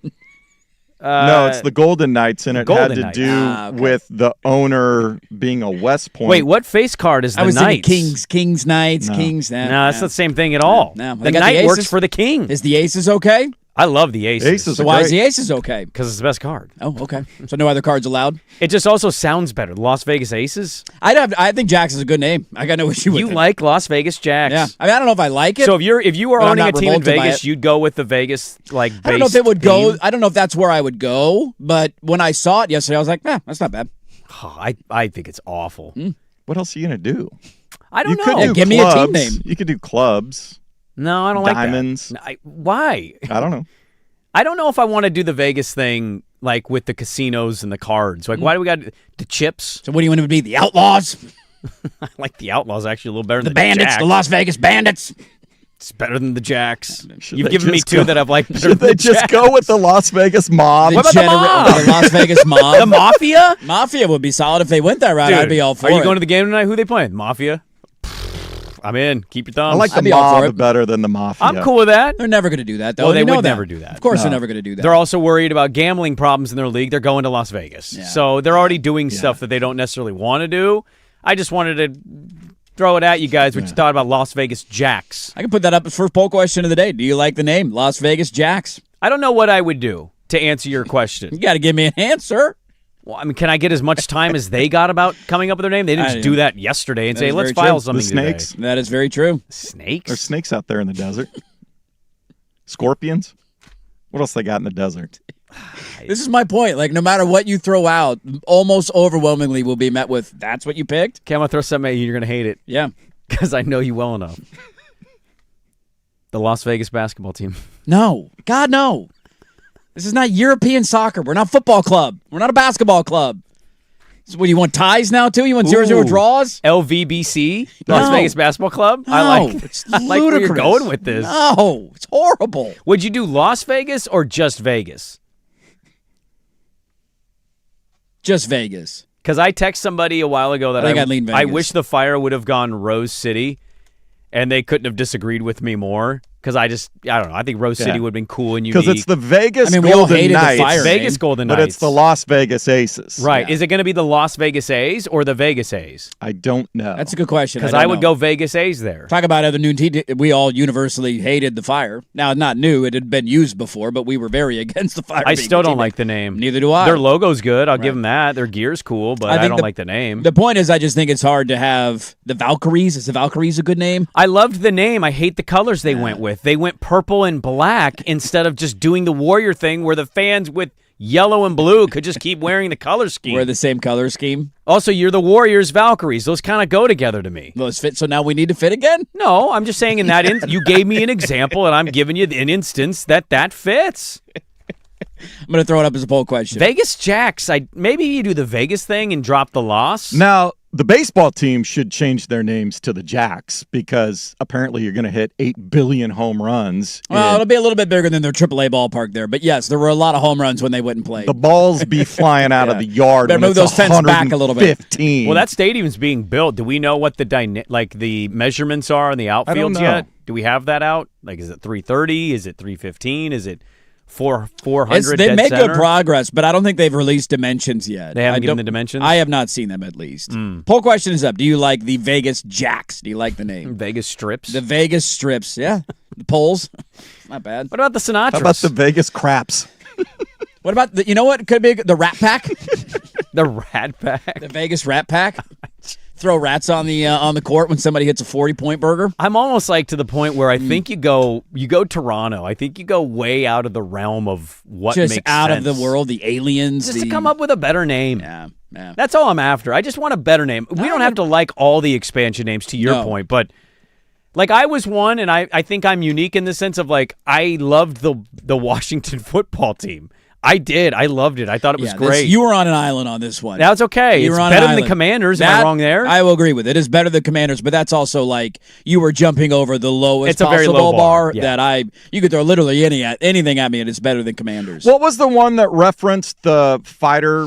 Was it Red Tails? It was the Red Tail. Yeah, Red Tails, The Red Black Hogs, Pilots. any Yeah. of them would have been great. And You could have kept could've- red in the name. Yeah, you could have done the logo, and instead of the Native American head, you could have done a pilot, like Or you could have outline. had, like the tail, was that the rudder on an airplane? Or Something, yeah. Cleveland had the easiest layup of all time. and That, they just I don't know pooped down how their they pants. blew that. I really don't know. Spiders would have been one of the highest selling jerseys and merch. Those sale, hats in the would have league. been outstanding. Dude, there would have been a spider web hat that so many kids would have wanted Yes. to rock. We got the Las Vegas Mirage, So the Las Vegas Escorts, Las Vegas or the Vegas Snake Eyes, Snake Eyes. Vegas Craps. Yeah, the craps is. I mean, that's not bad, but I Yeah, don't think you would. We've got to play the Craps tonight. so What? okay. Let me ask you because The you Vipers, the Gamblers, the Dealers, the Aces of Spades, the dealers is the a funny Flush, one. the Vegas Flush. the Vegas. I mean, double entendre. Yeah. Cards and dunks. I see what you did there. Yeah, I think I go out of the realm of what traditional Vegas-based stuff is where I think I ultimately land. I just don't like the Jacks. I'm sorry. This also highlights the extreme difficulty in naming a team because I saw this story yesterday and I saw the logo and I'm like, that's kind of cool. And you saw the story yesterday and you thought that's the dumbest thing I've ever seen Isn't before. the logo just Blackjack? It was just a card. Yeah, it was just a face card. Yeah. That was it. But I saw it and I'm like, that's kind of cool. Plays in Vegas. I like that. And then somebody else sees it and they have the exact opposite opinion and reaction to it. Yeah, you're right there. That's the beauty of it. Well, we'll see. The Las Vegas Jacks seems to be the name for the expansion franchise. No LeBron James mentioned on that ownership situation. No, not yet. Having a guy still in the league being an owner of an NBA team might be a bit of an issue. Can you be a player and an owner at the same time? I don't think so. Not for another organization. No. Definitely not. No, you cannot. Jerry Colangelo leading the group, though. They got $8 billion lined up. The group is not very heavy financially based. Like Jay Williams and Vinny Del Negro. The thing I read yesterday said they have $8 billion in backing. I know they have the backing. They have the buyers. It's Casino Alley, right? Yeah. Like, why would you not?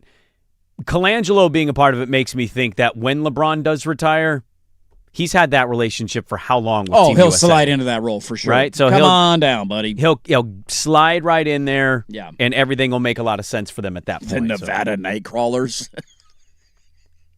I mean, if you went Nevada too, I wouldn't be opposed to it. Nevada Wolfpack's a pretty sweet name. I'm against states. Really? I am, yeah. Why? I just prefer the city. What if you did a city? If we were the Oregon Trailblazers. But what if you did the city with the state as your name? Like the Houston Texans. Talk about other terrible names. Terrible. Just awful. They haven't changed it all these years later. You could have just done the Oilers again. Guess what they have a lot of in Texas and Houston? Oil. Fits. I can't believe they went that direction. By the way, speaking of pissing in your Cheerios, did you see what the NBA said no to? No, I missed that. The Utah Jazz reportedly were trying to, in a fun effort to make Summer League more exciting, we're efforting to get Keontae George to be their coach for their Summer League. Oh. And the NBA was like, no. Why? What? It's Summer League, man. Exactly. Exactly. Let me coach a game. Let Dame coach the Blazers Summer League team? It'd be fun. Let's all go. in on that. I'd be more interested in I mean, I get the argument of as an organization you want to develop, give him an opportunity, even though it's just Summer League, of we got a young coach and see how he handles timeouts and that kind of stuff, whatever. But from a fun standpoint, from a fan standpoint. You let a young, good player do it just for funsies with the coaching staff as even a if it's not the entire, it's just one game, what the hell? Yeah. Roll them out there. What lineup you come up with tonight? Apparently, circumventing the salary cap, so far successful and okay for the NBA. Coaching a Summer League team as a player. Not okay.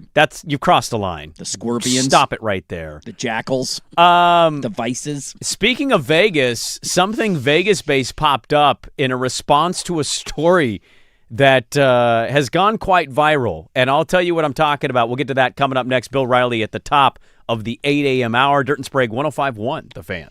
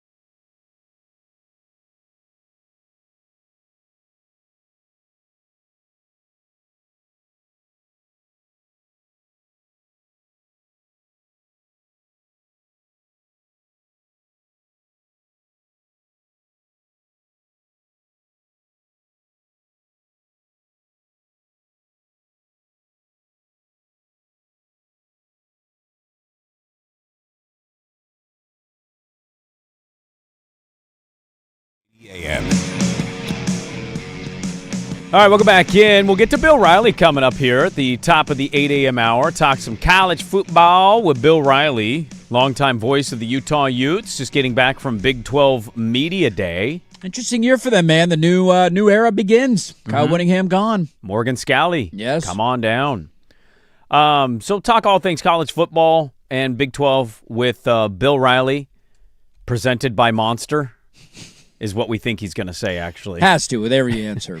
I wanted to do a follow-up on that because that story really traveled yesterday. Yes, it did. And everybody made fun of the Big 12, and rightfully so. It's one of the worst sports deals I've ever seen in my life. I love the defense of it came out later yesterday of, actually in the deal, Monster has to contractually advertise about the Big 12 like over 100 countries or something crazy. I was like, why would anybody? Okay. What does that do for you? Are you going to be in all the Monster ads now? There's going to be like a Texas Tech mascot in the background running around like a Senator? We talked about having to have the patch on the jersey, right? And I said, you should just have said to every school, go get a patch if you want. If you can make more money, go make more money. And we went through schools joking, like you said, is Iowa State. And I joked and I said, well, probably not them. It came out yesterday. UNLV has a jersey patch. They make $2+ million a year for it. Yes, they do. What conference is UNLV in? It's a good little deal right there. Not in the Big 12. They're going to make more money than a Big 12 team's going to make to have a jersey patch. They're UNLV football. If you said basketball, there's at least a history. Right. Football? You know who else is making more than them? A Pac-12 team, Washington State. We talked about it last Thursday when you were out. They just did a deal with the Cowlitz tribe, if I remember correctly.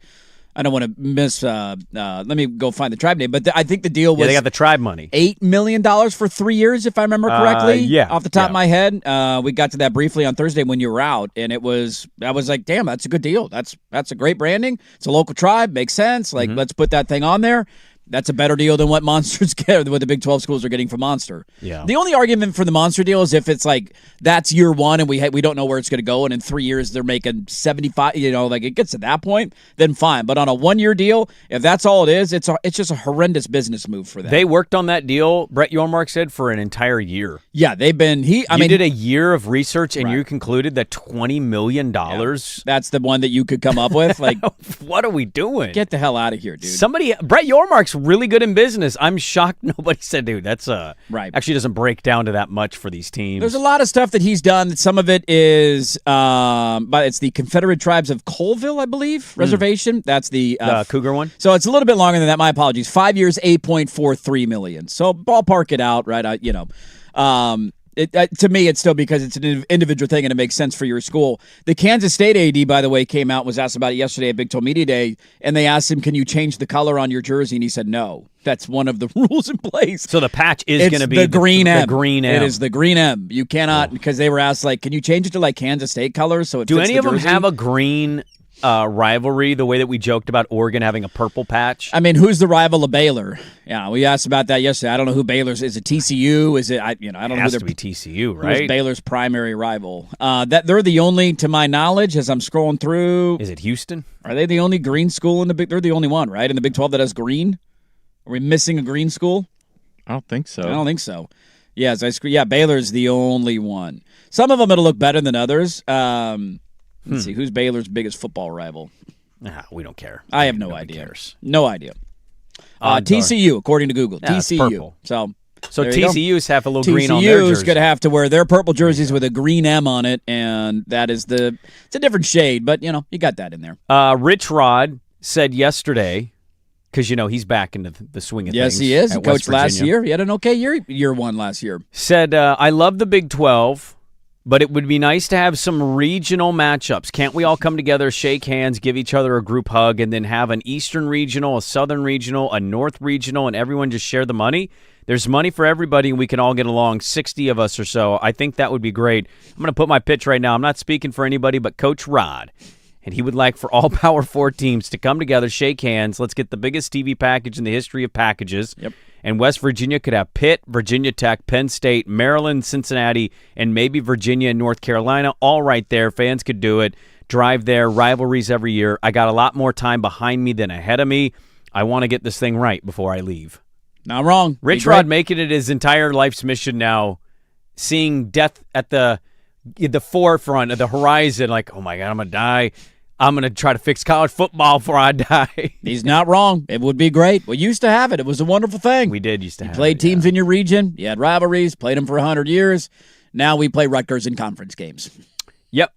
And they play Arizona in conference games. Yeah, none of it really makes sense. Not sure people realize this, but West Virginia, quite a bit away from Arizona. That is a bit of a haul. Stanford and Cal play in the ACC, the Atlantic Coast Conference, and they live on the Pacific Coast. Do you even feel confident saying Texas Tech is the favorite in that conference? I do. You don't hesitate a little bit? No, I don't. I think What if their quarterback sucks? Their quarterback sucked last year. Yeah, he did. Did you watch the Orange Bowl? I did. He couldn't complete a pass. Now, our defense was good. I was going to say... They played Indiana the next week, and team. Indiana hung 60 on us in the first half. Yeah, I so. guess the BYU results kind of leave you sucked. like... Baron Morton was terrible. Is ASU going to be better? ASU's an interesting team, man. They moved on. I mean, they didn't move on, but Sam Leavitt is the divorce, right? I mean, he was the guy that led them to the playoff 2 years ago with Scadaboo. Now, obviously, he's in LSU, so you got a new quarterback there.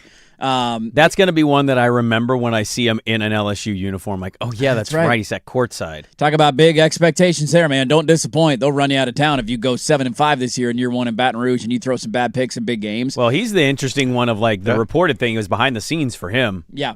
I mean, there was a lot going on back there. He wasn't showing up to team functions. There was a lot of problems there. I just think Texas Tech, from a roster standpoint, is so far above everybody else outside of. They might not have the best quarterback in the conference. I would argue last year that they didn't. I just, from an offensive line, defensive line standpoint, from a money spending standpoint, they are so far ahead of everybody else in the Big 12. Love to be wrong, because I'd love to see Texas Tech fall flat this year and lose and not win the conference. They steamrolled it last year, dude. Was anybody even? They had their quarterback hurt for a game. It was BYU. BYU was the closest team to them. Well, they lost a game. Yeah. They lost a game. They didn't lose to BYU. They lost to Arizona BYU State. was the closest in the standings. In the to standings, them. yeah. But I'm saying in terms of conference play, because the two times they played BYU, they kicked the crap out of them. Especially that first one. Yes. That first one. Game was over at halftime. Second one, at least the BYU came out the gate in the beginning of that second one. Yeah, and they lost obviously the one game with their quarterback hurt, but outside of that, I don't remember any other games being remotely competitive for them last season. It's a conference full of a lot of Yeah, I'm trying like what's to see. Baylor with Aranda this year? Right. Cody is DJ Lagway good? Exactly. Cody Campbell came out and was like, the problem in our conference is you got to get invested. And people are like, you're a billionaire. Yeah. Shut up. Easy for you to say. Here are their other Big 12 results. Utah 34-10, Houston 35-11, Kansas 42-17, Oklahoma State 42-0, Kansas State 43-20, BYU that one 29-7, Central Florida 48-9, West Virginia 49-0, and then BYU again 34-7. So outside of the one loss to ASU with their backup quarterback, who will be the starter this year, nobody touched him. It's a Magic Hat Thursday. We'll get to the Magic Hat coming up in the fourth hour. We'll kick off hour number 3 with our good friend, talk some college football, Bill Riley, longtime voice of Utah, big college football guy. Let's talk some college football. Bill Riley, hour 3, 105.1 The Fan. It's time for Who's Stinking It Up? Do not go in there. A sports lowlight, ripped from the headlines. We couldn't do diddly poo. Brought to you by Three Mountains Home Services. Schedule your appointment online at threemountainshomservices.com. I mean, Caitlin, a hand to the neck, and then Alyssa Thomas steps over her. See, that's the kind of stuff that can incite some future trouble. There's ESPN on the call. That was the Caitlin Clark throat hit by the Mercury about a week ago. And since then, a group of 11 Republican lawmakers, led by Austin Pfluger of Texas, sent a letter to the WNBA commissioner demanding the league take accountability for multiple attacks against Caitlin Clark and violating her civil rights. When I lay awake in bed every night and I can't go to sleep, I think of all the issues that are plaguing our country. The first one on the top of the list is hard fouls on Caitlin Clark. Yeah. We need to get to the bottom of this. That's middle-class America issues. Finally somebody's standing up for it. Agree with you 100%. Middle America right now, their biggest concern is Caitlin Clark been fouled too hard? That's what we need to solve in this country. Who's stinking it up? Lawmakers, as usual. Hey, man, it's hot, it's sweaty, it's sticky, and sometimes a little stanky. Don't be stanky. Get your AC tuned up. Three Mountains Home Services has a special right now, an $89 AC tune-up special. Certified techs help take away that stank. Can help you beat the heat. Book your appointment today, threemountainshomservices.com.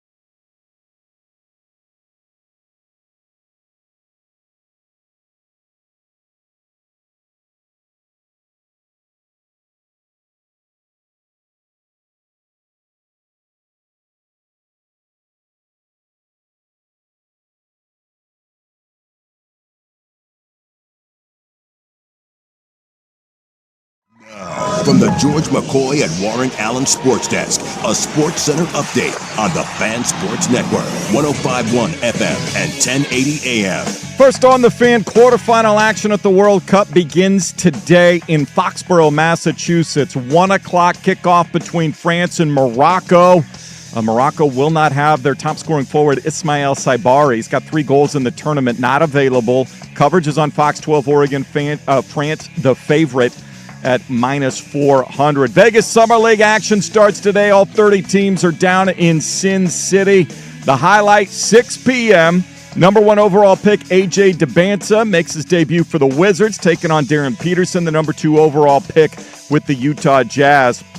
We got a classic going on center court, Wimbledon. Semifinal number 1, Coco Gauff, Karolina Muchova are in a 10-point tiebreak. Muchova now leading 6-3. I'm Jason Swigart from the George McCoy at Warren Allen Sports Desk. Don't call your mom, call George McCoy at warrenallen.com. This is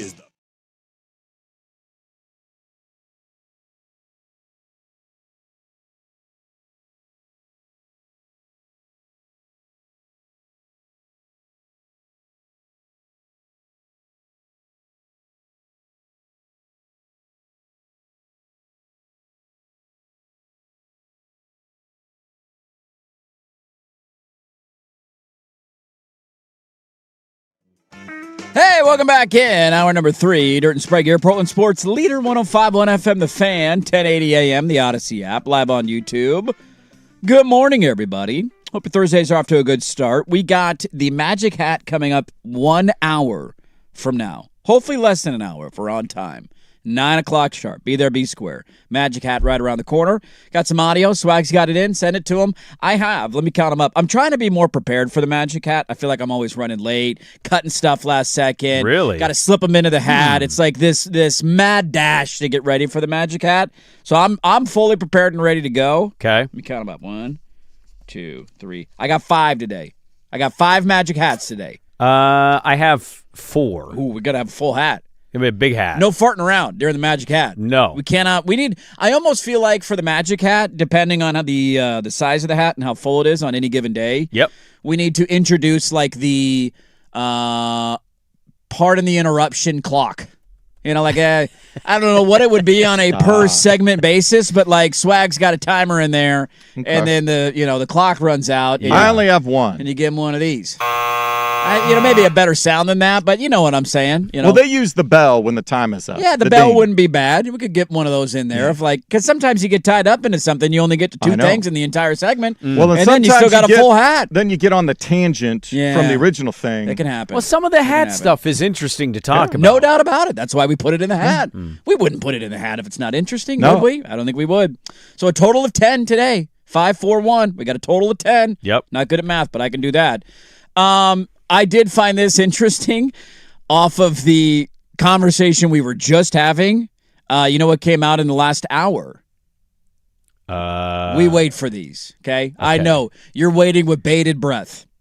Oh, yeah. Who did the Big 12 coaches pick to win the conference? Oh, my God. Thank God. Thank you. Don't worry.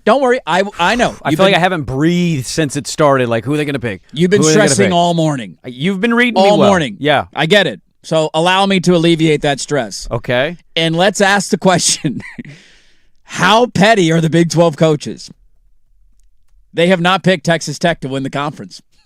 Well, I would have actually guessed that. Really? Yeah. Over actual football reasons No, or the Sorsby stuff? 100%. Based, dude. Like, screw you. I don't care that you actually win it. I'm not doing this. They all picked BYU? BYU was the preseason pick by the coaches. I don't really ever care about BYU football, but there is not a program I'm rooting for harder in a conference outside of my own than BYU to win the Big 12. Yeah. That would be – I would love that for Kalani Sitake. I love Sitake. I love that he stayed. Do I think they can win a title? Never. No. But can they be in a playoff? Yeah, dude. Yeah, dude. The Bear Bachmeyer story is pretty cool, too. I guess him and his family members are musicians, and they're playing a concert coming up. I saw some of that. We got the Partridge Family playing football. A little bit, yeah. The only critique I had of the players at Big 12 Media Day, and I don't know, maybe this will become a thing at other media days, too. Did you notice that they made them wear, like, full-on uniforms? Yeah. Did you see there was videos being sent out of them in their uniform, and they did the one where they're in the jersey and pants, and they basically those old Pac-12 versus commercials where they like scream. They're all screaming, and then I can't remember who it was for BYU, but there was like 15 guys that screamed, and then he came in, he went, roar. That got me going. The people who asked them to do that, have they worn a football uniform? Because I'm not sure people are aware of this, but walking around in a football uniform with pads on is pretty uncomfortable. It's terrible. And then the tight pants, and then it's just, and you got to sit in it all day as you're doing interviews. Put the helmet on, man. Why do you need me in my shoulder pads to ask me about my excitement level for the season? Can I just wear a quarter zip, a BYU quarter zip? Does that not get the job done? Yeah. So lots coming out of Big 12 Media Day, and we thought, you know who we should call? Let's call our buddy, Bill Riley. Longtime voice of Utah football. We love having him on. It's a sign that football is around the corner. And we need to start with the hard-hitting questions. Bill, good morning to you. Did they mandate you get branded with the Monster Energy logo upon your departure from Big 12 Media Days? Boys, every interview you do with me from now on is presented by Monster Energy. My apologies. Bill Riley from Utah, brought to you by Monster Energy. Go drink it. It's delicious. You know, we're kind of crossing a line with this joke. We're actually giving too much advertising. That is true. Very true. They're getting. It's already a bad deal for the Big 12. What is the thought process from Utah fans? Because if I read correctly from Kansas State, they said they're not changing it, so having a green M on the jersey. How has Utah fans viewed that news? I haven't really gotten the feedback from Utah fans yet. I'm just fresh back. I landed at midnight last night coming back from Dallas, so I haven't gotten the full effect talking to people and things like that. Now, it's from what I was told yesterday, I think the Monster logo is going to be weaved into the Big 12 logo, so it may not be as prominent, but it will still be there, and that was kind of the big news coming out of Big 12 Media Days. There wasn't a ton of football news, but yes, the branding news is a big deal, and I, again, haven't been able to kind of gauge the reaction of fans in this market yet. This market does like its energy drinks. I will say that. This is an energy drink market, so we'll see how it's met. It's going to be on fields. It's going to be on courts. It's going to be on uniforms. So there's going to be a lot of Monster in the Big 12. How would you describe everything surrounding Texas Tech and all of what that was and has been the last week or two? Well, it's tamped down certainly compared to where it was a month ago.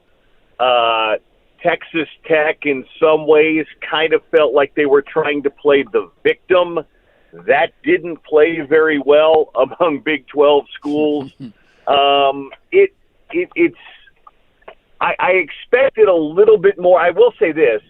Joey McGuire, I thought, did a really good job and probably the job that Texas Tech should have done from the outset of approaching it, and it was almost pretty close to a mea culpa saying, maybe upon further review, perhaps we could have taken a different tact.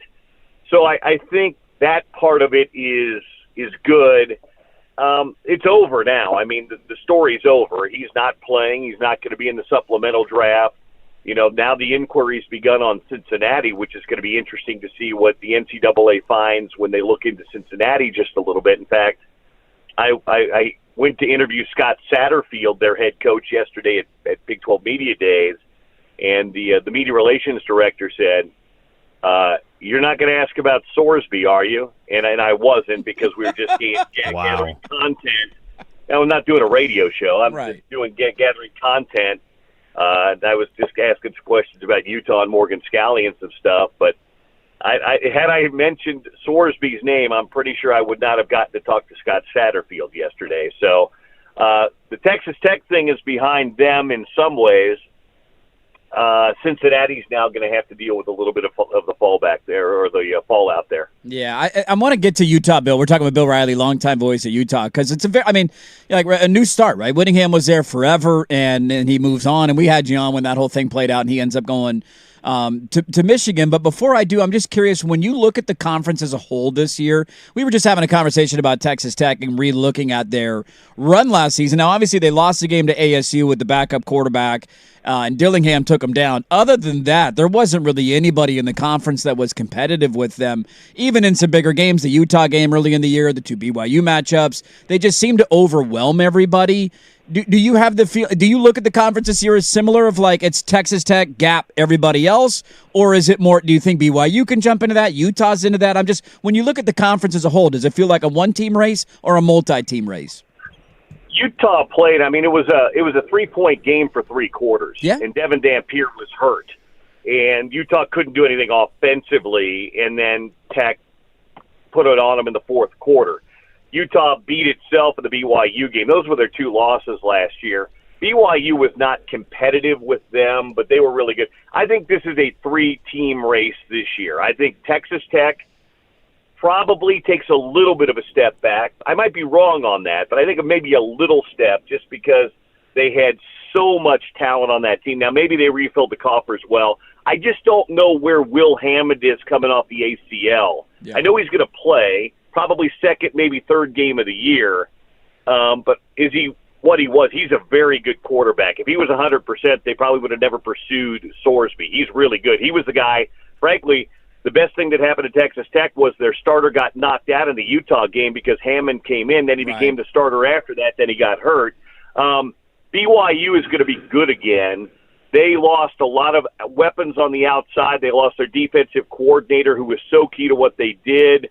But I think they're going to be good again. Utah is going to be good. I know nobody's really talking much about Utah except for the fact that Whittingham left. It was a smooth transition, really smooth, a new good energy around the program. And they bring back a lot from last year. Then there's some other teams. I think Houston, Arizona, TCU are all going to be good teams. I don't think any one of those 3 teams is good enough to win the league, but they're good enough to play spoiler. They're good enough to win 8 or 9 games and good enough to ruin a Utah, Texas Tech, or a BYU season by beating them. So I think those are the 2 tiers. I think Utah, BYU, Tech in the top tier, Arizona, Houston, TCU in that second tier. And I think that's kind of the hierarchy of the Big 12, at least heading in. Do you miss us? Big 12 media days just don't hit the same way Pac-12 media days used to hit, do they? I miss you guys. Yes, there's no doubt about that. Even though you've never delivered on the beer you promised me. Oh, we can't ship it to Utah. Find a way, okay? Find a way. I got home at 12:30 last night, and I found a way to come on your show. Find a way to give me that beer. Anyway, I do miss the old days. I mean, I love the Pac-12. I did. I mean, this is a good league. It was fun to be in Dallas, but I miss the travel stops. I miss, some of the rivalries that Utah was beginning to develop in that league. Although ASU was one of those teams, and they're still in the league, but. It's not the same, and I'm happy that they're keeping a name. We all 3 of us know what they're calling the Pac-12 is not what the Pac-12 was. I'm happy for Oregon State and Wazoo that they get to continue to be members, but it's not the same. Yeah, it is. It's been weird. What's been the best stop so far that maybe you weren't expecting in the Big 12? Like, that's the unique thing. In Oregon in the Big 10 now, they play like Rutgers or Maryland. It's just like, God, this is so stupid. But then you get the Ohio State game or a Penn State whiteout, and you're like, all right, this is kind of cool. What's been the biggest positive for you, road trip or new environment that you gone to? Like, man, that was awesome so far in the Big 12. Well, I'll say this. West Virginia is fun. Yeah. Now, I grew up in the old Big 8. I went to Kansas, so I was familiar with the conference and a lot of the stops from when I was in school and growing up in the Midwest. So it wasn't a foreign thing to me. Mm-hmm. But I had never been to West Virginia till I went for basketball, and then last year we went for football, and those folks know how to get down. They do. They know how to get down with tailgating and getting into it. I was given a mason jar of moonshine the night before by a West Virginia fan. There could not have been a more West Virginia experience than walking down the street and a guy walking up saying, "Welcome to West Virginia, and here's some moonshine." So it was a great atmosphere, and those people are fun. And I think Rich Rod, our old friend from the Pac-12 days, who I talked to yesterday, who's a West Virginia guy, I think he's going to get them back on track again. But there aren't as many historic venues, if that makes sense. There's not a Rose Bowl. There's not an Autzen Stadium. There's not a Husky Stadium. There's not a Coliseum, stuff like that, if that makes sense. But here's what I will say that's better in the Big 12 than sometimes in the Pac-12. When you would go into Los Angeles, even if you were going to the Rose Bowl or the Coliseum, you'd land, you'd be in town. They didn't care. I mean, you didn't know that Utah was playing USC or UCLA. Even when you would go to Seattle sometimes, you wouldn't necessarily feel it, or you would be going. But when you go to Stillwater, or you go to Lubbock, or you go to Manhattan, or you go to Ames, Iowa, they are all in. And there's 60,000 people there, and everything in that town is about the game that next day or that day. So that part of it's kind of fun. There's a little bit better game day atmosphere just about everywhere you go. That's because there's nothing to do in these towns you're naming. It sounds awful to live there. That's all they have in their lives. Hey, I got to follow up, though. Did you drink the moonshine?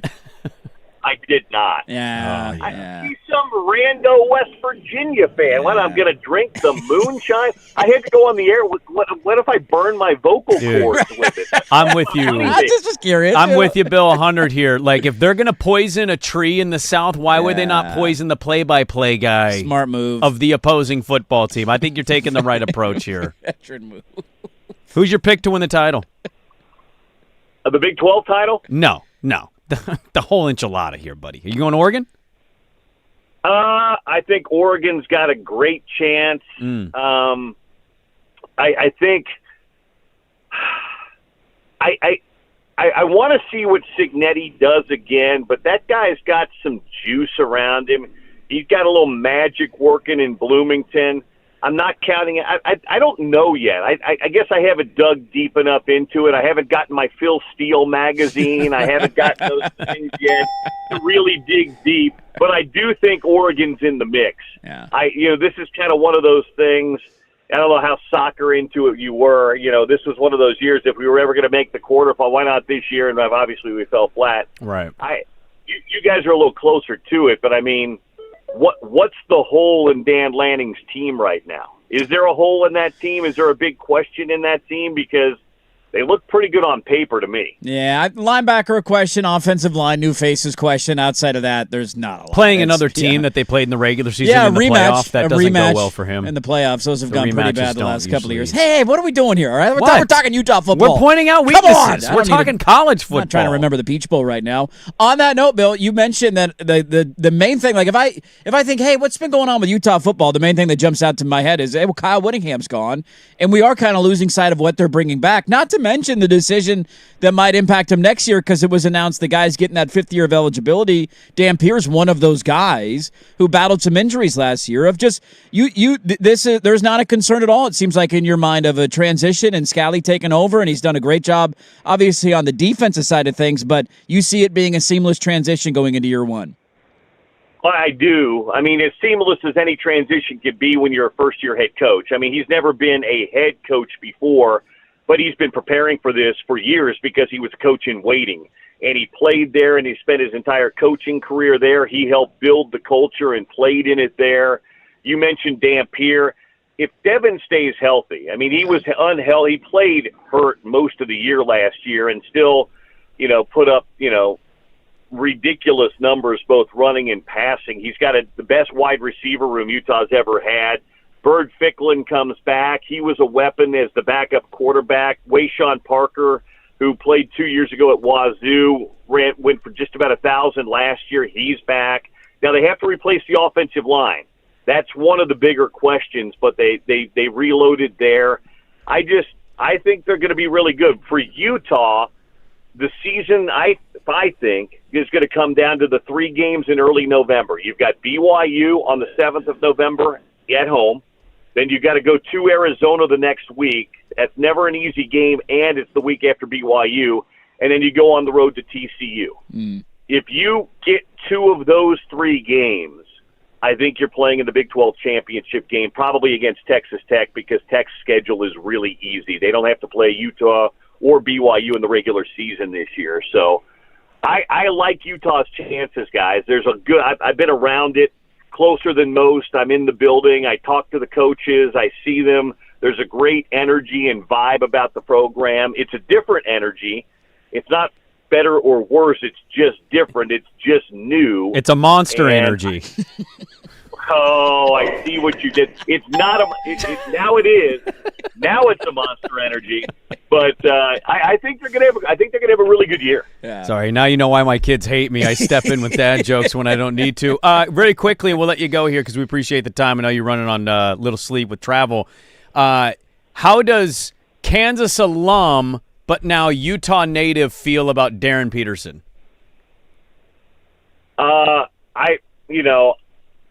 I watched him play last year, and when he played, he showed great flashes. It was a little head-scratching, some of the stories around him, and I've got friends that are still at Kansas. I know a lot of the people there. They couldn't figure out what it was, but I'll tell you what, he's only played a couple of games for the Jazz. He has looked fantastic. He looks awesome. They may have their backcourt for a while. Again, it's kind of like spring football with college football. Right. You don't get too excited about some guy in spring, then he never sees the depth chart in the fall. But Darren Peterson's going to see the floor, and granted, he's playing against guys that may not be on rosters, but he looked pretty dominant here at Jazz Summer League for a couple of days. Now they'll go down to Vegas, but he's really good. What are they doing? What are the Blazers doing? Well, let's. Hey, come on, Bill. Come on. We're talking about you here, all right? Ja Morant has been an all-star.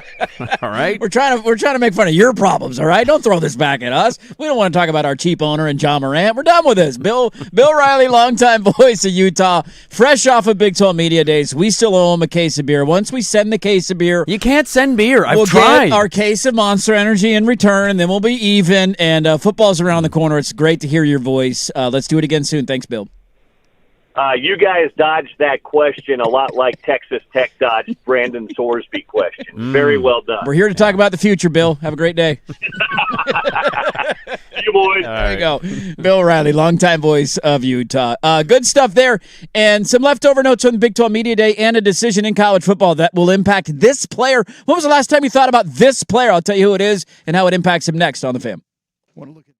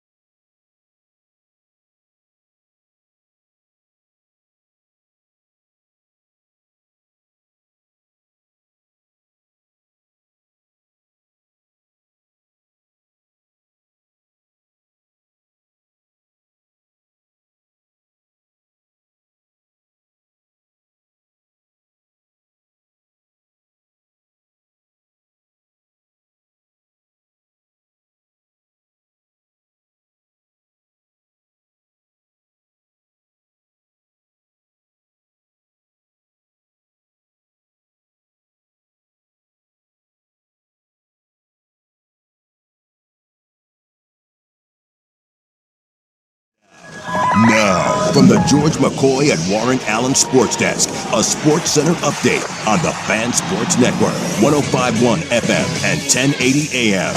If you've been arrested for DUI, you need a team of attorneys you can put your trust in. Call Reynolds Defense Firm today online at reynoldsdefensefirm.com. First on the Fan, an epic first women's semifinal at Wimbledon this morning went to a third set tiebreak. Coco Gauff had a chance to win it, but Karolina Muchova takes it 12-10 in the tiebreak.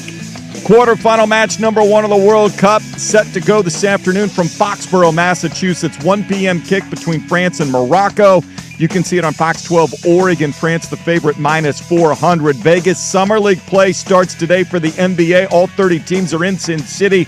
Tonight's highlight features number 1 overall pick A.J. Debinsa making his debut for the Wizards against the Utah Jazz, and number 2 overall pick Darren Peterson. That is a 6 p.m. tip on ESPN. I'm Jason Swigard from the George McCoy at Warren Allen Sports Desk. Don't call your mom, call George McCoy at warrenallen.com. This is the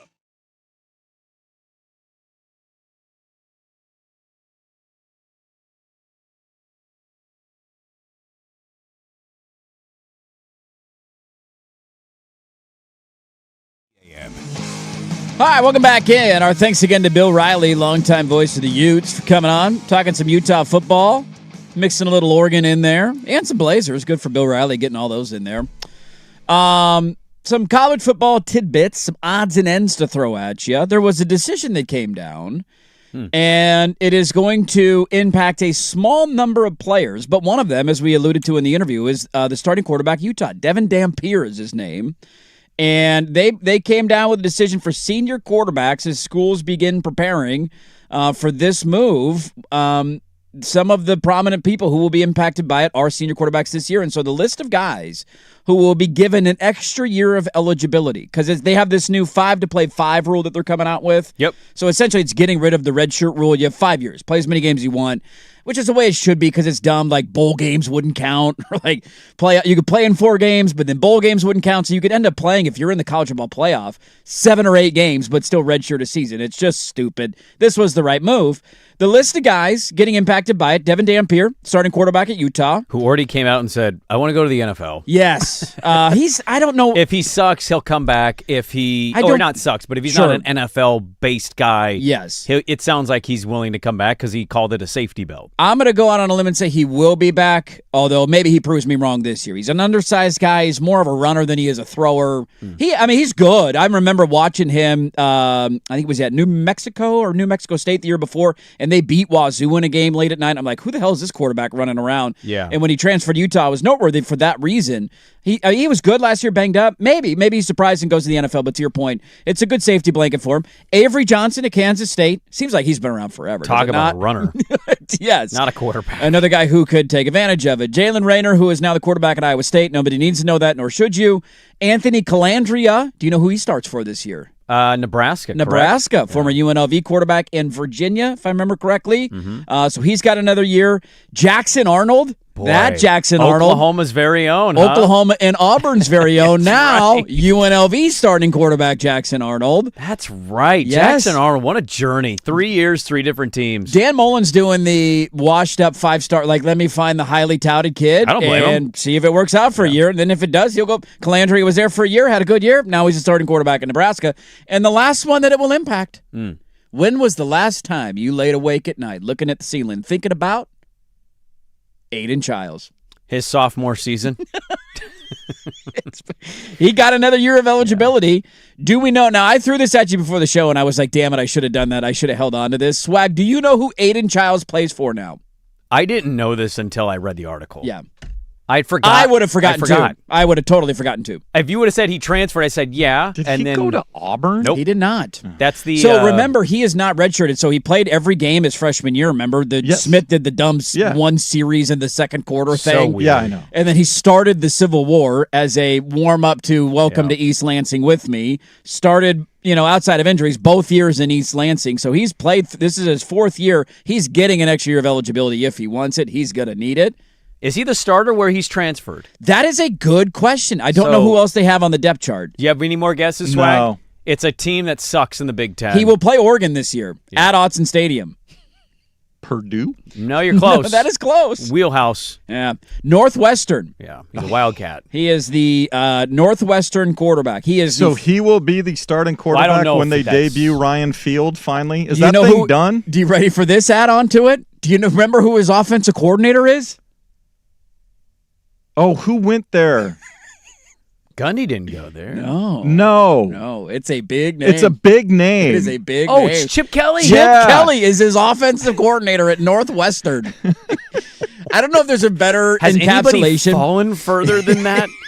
He was the highest paid OC in the NFL last year. These two guys are going to fit like a glove because they're both the same thing. One guy was this next up, the second coming at the position. Jeez. An Oregon State fan thought he was going to be great. Then he goes to East Lansing. Michigan State fan thought he was going to be great. So them now playing together at Northwestern is really funny. And a perfect encapsulation of imagine me saying the sentence 3 years ago that Hayden Childs will be playing on his third college football program, the projected starter at Northwestern, and Chip Kelly will be his offensive coordinator. None of it makes sense, but that's where we're at. College football's just become Tinder for sports. It really has. Swipe. Swiping right. Swipe. Were you not on this app a week ago? Yeah, I'm back on it, though. Yeah, no, I need it. I need it right now. Okay, give me a little bit of time. By the way, the amount of dating apps now, my wife's cousin, she's 20, I think she's like 25. Mm-hmm. And she's like, I went on a date. I was like, with who? She's like, this guy from Hinge. I was like, what the hell is what's Hinge? Hinge has been around for a while. That's what the kids on the streets tell me. You know. Hinge is a known, like... It's a good follow-up. Have you really never heard of Hinge? I've never heard of Hinge. Oh, yeah. Hinge is like, I think it replaced Tinder not a long time ago. As the number one. Tinder's not a thing? I think Tinder's still a thing. I think Hinge popped. I think there was it Bumble Tinge for a while. Or Tinder. Bumble was the one, if I remember correctly. Is Tinge the next one? Are you tingling? There was Bumble for a while. Tingling would be a great it would dating be solid. app. Let me see what the most popular dating app. Damn, dude. Tingling. We need to make that one. Yeah, the most tied for you have three Your phone that are vibrates every time somebody okays you. Hinge, Bumble, and Tinder are your big three in the dating space game. Yeah, I'd never heard of Hinge until she said it. Yeah, Bumble's the one that makes the girls reach out to the men first. The men aren't allowed to reach out. Sadie Hawkins. It is the Sadie Hawkins dating apps of dating apps. I don't know what the difference of Hinge is. So she told me, because I said, well, is Tinder still a thing? Yeah. And she goes, well, it's still a thing, but Hinge is different. And I said, what's different about Hinge? And she goes, you don't have to pay for it like you do Tinder. And I go, you have to pay for Tinder? And she goes, oh, they're charging now, huh? Yeah, you get to a certain point if you're on the dating side of it where you're, you pay and you get, I guess, whatever it is you're paying for, you get that, but Hinge gives it to you for free. Google AI is telling me that Tinder is more for hookups and Hinge is meant for meaningful long-term connections. eHarmony was there for a while. They're trying to be the eHarmony of dating apps you're not just swiping for a hookup on a Friday night. You're looking for something more serious. Is Farmers Only still a thing? I sure hope so.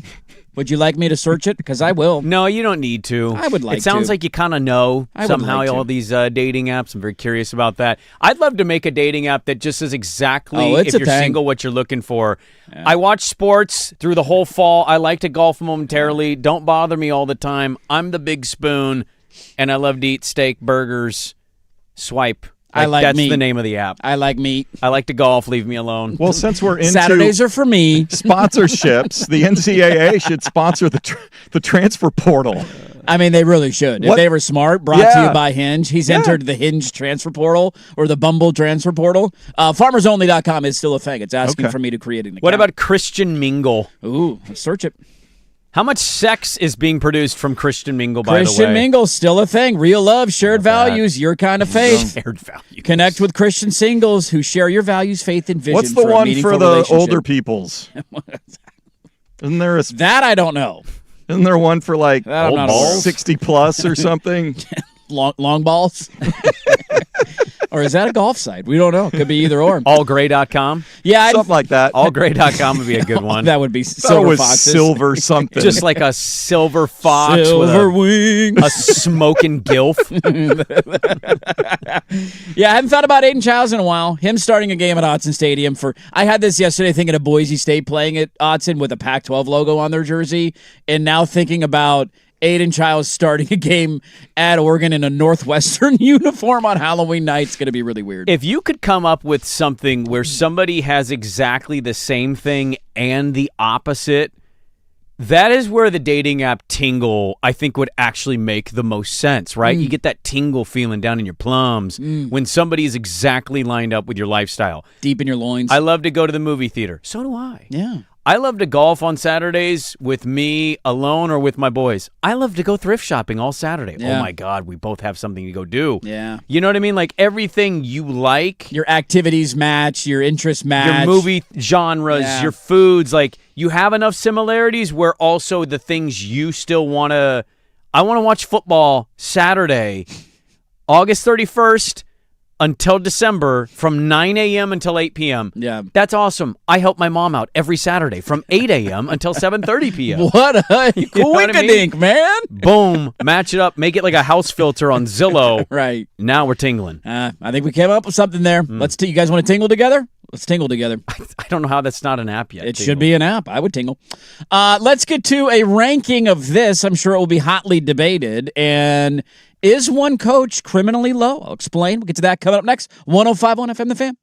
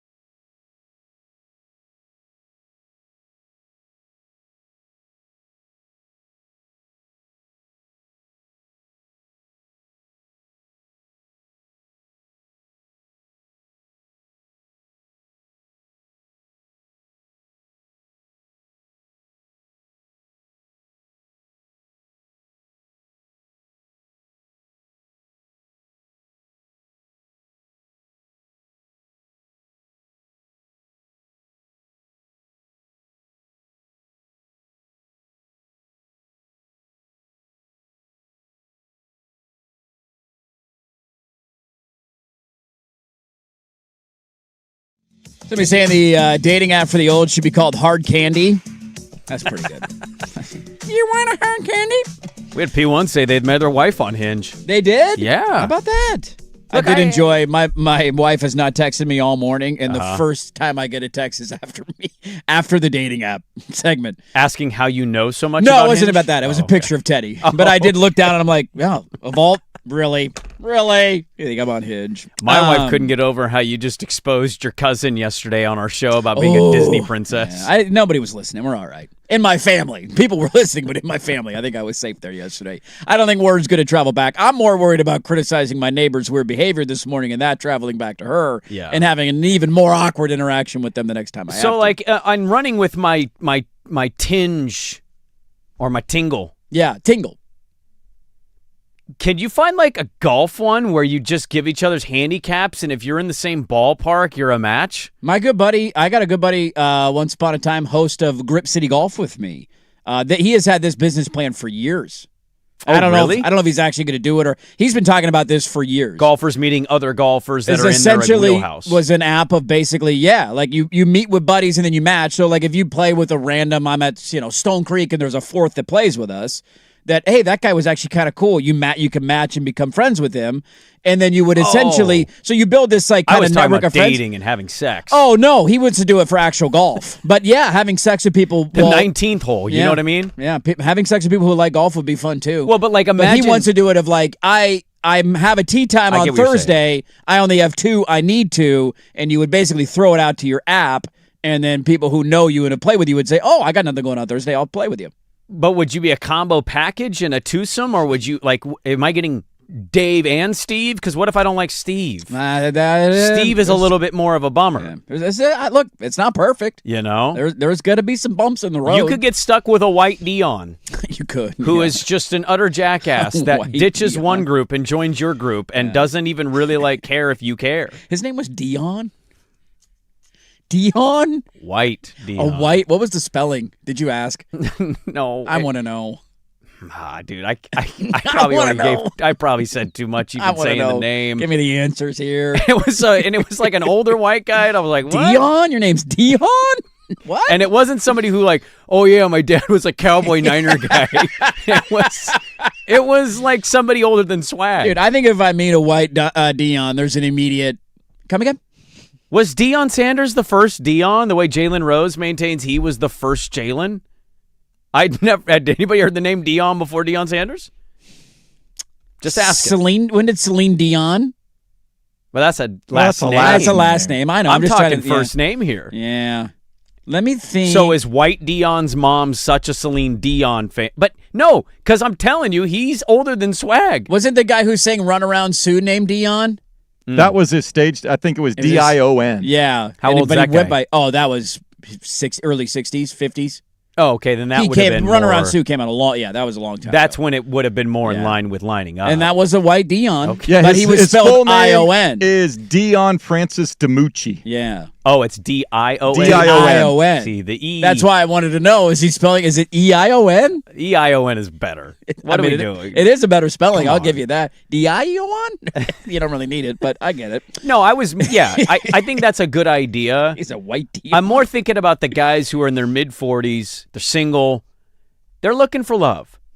But they devote a lot of their time and energy to the golf for course. Older couples, and you find a gal that she's an 11 handicap and you're like a 9. Like you're divorced, your kids are a little bit older, right? Or they're off you're an empty nester. Like that makes total sense. It's matching with somebody who has an interest like that. Like my wife has just gotten into golfing. Mm-hmm. And when I say that, I mean literally yesterday she was in our backyard chipping. I had no clue where she was, and I went in the backyard. She was chipping. What? Wait. Really into it. Wait. Watching her algorithm now. Hold on. It's either super hot R&B artists. Time out. Or it's golf videos. Time out. That's her algorithm. What? Yeah. Your wife is in the backyard chipping? Chipping for 40 minutes. What? Yeah. She even bought one. So we have a bucket of small little wiffle balls. How did we get here? She was doing full swings with the wedge. In the backyard with the wiffle balls. They were on our deck. So we have a little bit of a green space off the deck. She was chipping it, and then there was balls on the deck. And this is happening out of nowhere? Did you guys go to like the range a couple of times? Has she played a round of golf with you? She's never played a round of golf with me. We've been to the range twice. Hit balls a couple times. Hit balls, and she's doing the prototypical new golfer thing. Like, she's struggling to make them really move. Yeah, and that's usually how it goes. But I told her, if you're going to do this, you need to just get as good as you can 100 in. Yeah. Don't care about the driver. Nah, just find a fairway. You're fine. Don't make my mistakes. No. And so, like, she doesn't want to play around, but I know when we eventually will, she's going to be like a plus 35. How long until we're going to ask to go play a round of golf? How much time do we give it? It's on her. Whenever she wants to. I'm not rushing there. I'm That's not a big making deal. that call. That's her call. That's a big deal. I don't want to be the overbearing husband that's like, no, we need to go. And then I'm mad now 3 holes in because you've had 9 strokes every hole. Well, let's pick it up, you know. Let's move it. Oh, she knows that. She gets I'm it. teaching her all the stuff I've learned. As long as they go with the process, it's totally fine. I mean, it's a great setup for me. If she eventually gets to even where it's I'm perfect. at right now. It's the dream. Which is pretty terrible. Yes. We'll be living a great retired life at some point, I think, in our lives. Hey, baby, want to go to Palm Springs? Sure. That's what I said. 100 degrees? Let's go play golf? Let's do She it. loves the heat. She loves a swimming pool. Yeah. Let's go down to Scottsdale for a weekend. How about that? Oh, man. Spring training and golf. Dude, that just blew my mind a little bit. That was a big bomb to throw on the show. That's a big Sprague life development right there. Well, I didn't know how massive committed deal. to it she was going to be, but she like randomly now is doing the. If you're chipping in the backyard, dude, she's doing swing motions in our room with no club. Just like, dude, I don't even know what I would do if my wife started doing a swing motion. She'll go golf. I mean, we've been golfing a number of times. Yeah. And she's good with all the same stuff of like, pick it up, all right, there's people behind us. We don't need to hit it 4 yards at a time. And she does fine. She can make her way around a golf course here or there. If she started practicing her golf swing in the bedroom, I don't know how I would react. Well, she's I had might start drooling. A hip thing for a long time. She ran a Hood to Coast event with me years ago, and her hip has been hurting since. And she goes, it's crazy, but like a golf swing actually helps my hip feel way better. Kind of loosens up the body. It's like stretching almost. As long as you keep rotating. You just got to rotate. You got to rotate. Show her Dak Prescott warm up. That's what you got to do. Get that hip in there. Get that hip. It's kind of scary. Like, I'm playing around tomorrow. Yeah. And then I'm playing around Monday. But like, I weirdly feel like she is more obsessed with golf right now than even I am, and I'm playing rounds. I'm incredibly jealous. Incredibly jealous. Why? You got a golf scholarship. I mean, we got a ways to house. go. I mean, she's pregnant, right? I'm not critiquing right now. You might have 2 scholarships. She's got bigger things on her hands, bigger things on her plate. Sure. Pun intended. I get it.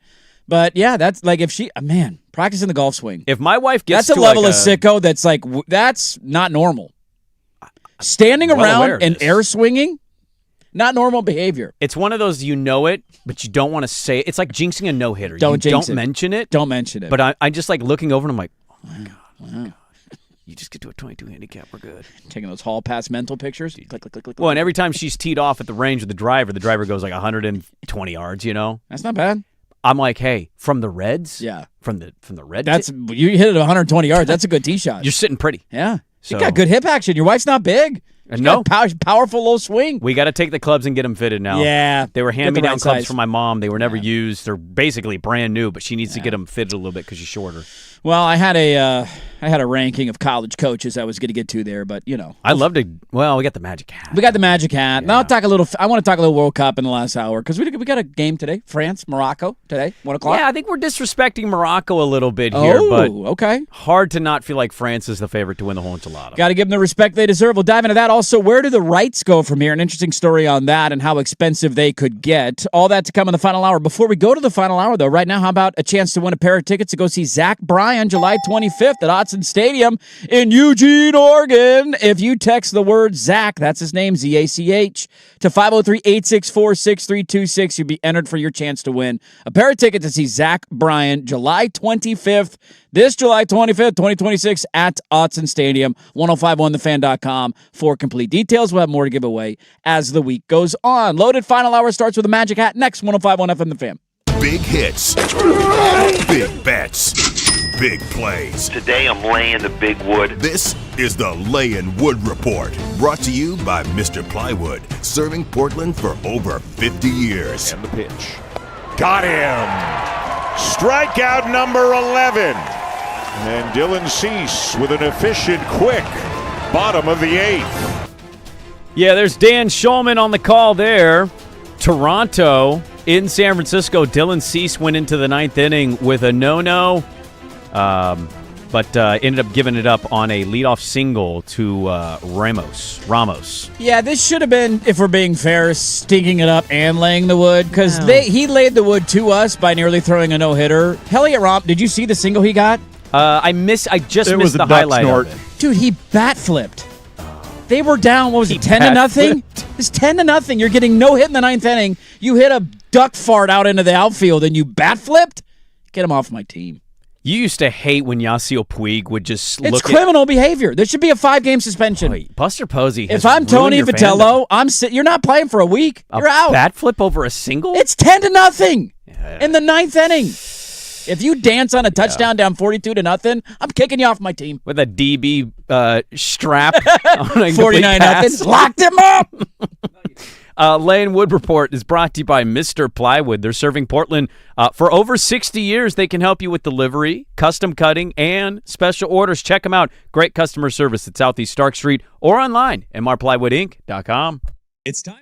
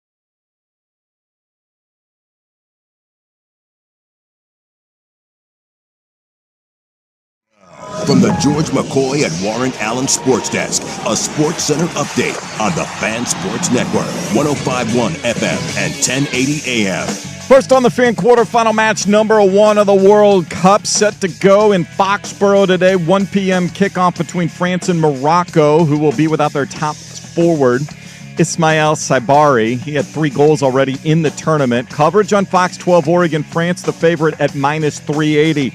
NBA Vegas Summer League action starts today. All 30 teams are in Sin City. The highlight on night 1, number 1 overall pick A.J. Debinsa making his debut for the Wizards. They face the Jazz, who feature number 2 overall pick Darren Peterson. 6 o'clock tip on ESPN. PGA Tour tuning up for next week's Open Championship. It's the Genesis Scottish Open. You have a 4-way tie for the lead at 5 under. That includes Patrick Cantlay and Rory McIlroy. Brooks Koepka won back at 4 under. I'm Jason Swigard from the George McCoy at Warren Allen Sports Desk. Don't call your mom. Call George McCoy at warrenallen.com. This is the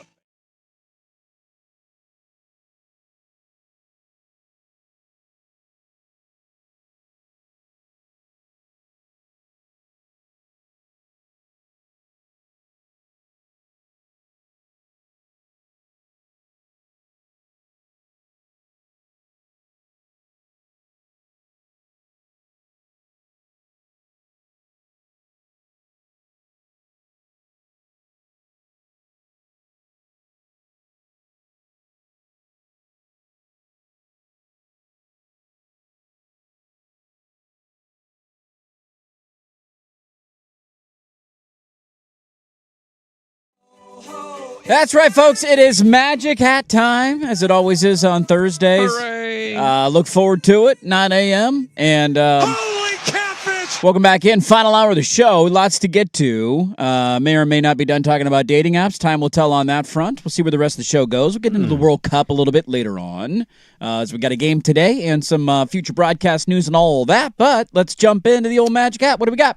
Absolute legend. It's a great place to start, and it's a great way to tie in the World Cup. So we get France-Morocco today at 1 o'clock. France, a minus 380 favorite. It's been incredibly entertaining. You know, I don't mean to poo-poo it too much. Team USA was certainly a disappointing end, but the World Cup's been great. And one of the most enjoyable parts about the World Cup for me has been the fan behavior. We played a lot of the audio, the English guy eating the brisket, right? The French, it's just been a lot of fun.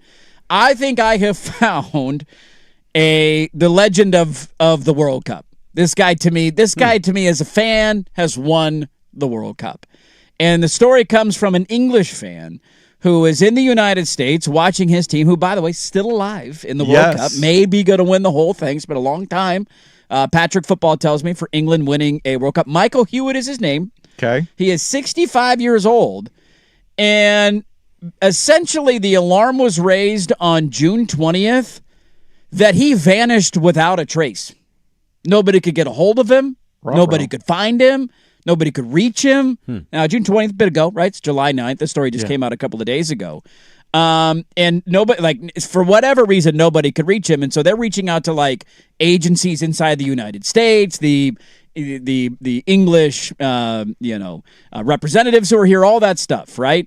Can't find him, and it turns out evidently something happened to his phone, and he just lost it, and he essentially had just been partying and watching football in local pubs for the last 2 weeks, not calling anybody back. Sure. And he basically, and then he finally got everything figured out, and he called everybody. He's like, "What are you guys freaking out about? I'm fine. I'm just over here watching soccer." But literally, he vanished for 2.5 weeks, and nobody heard from him in the United States.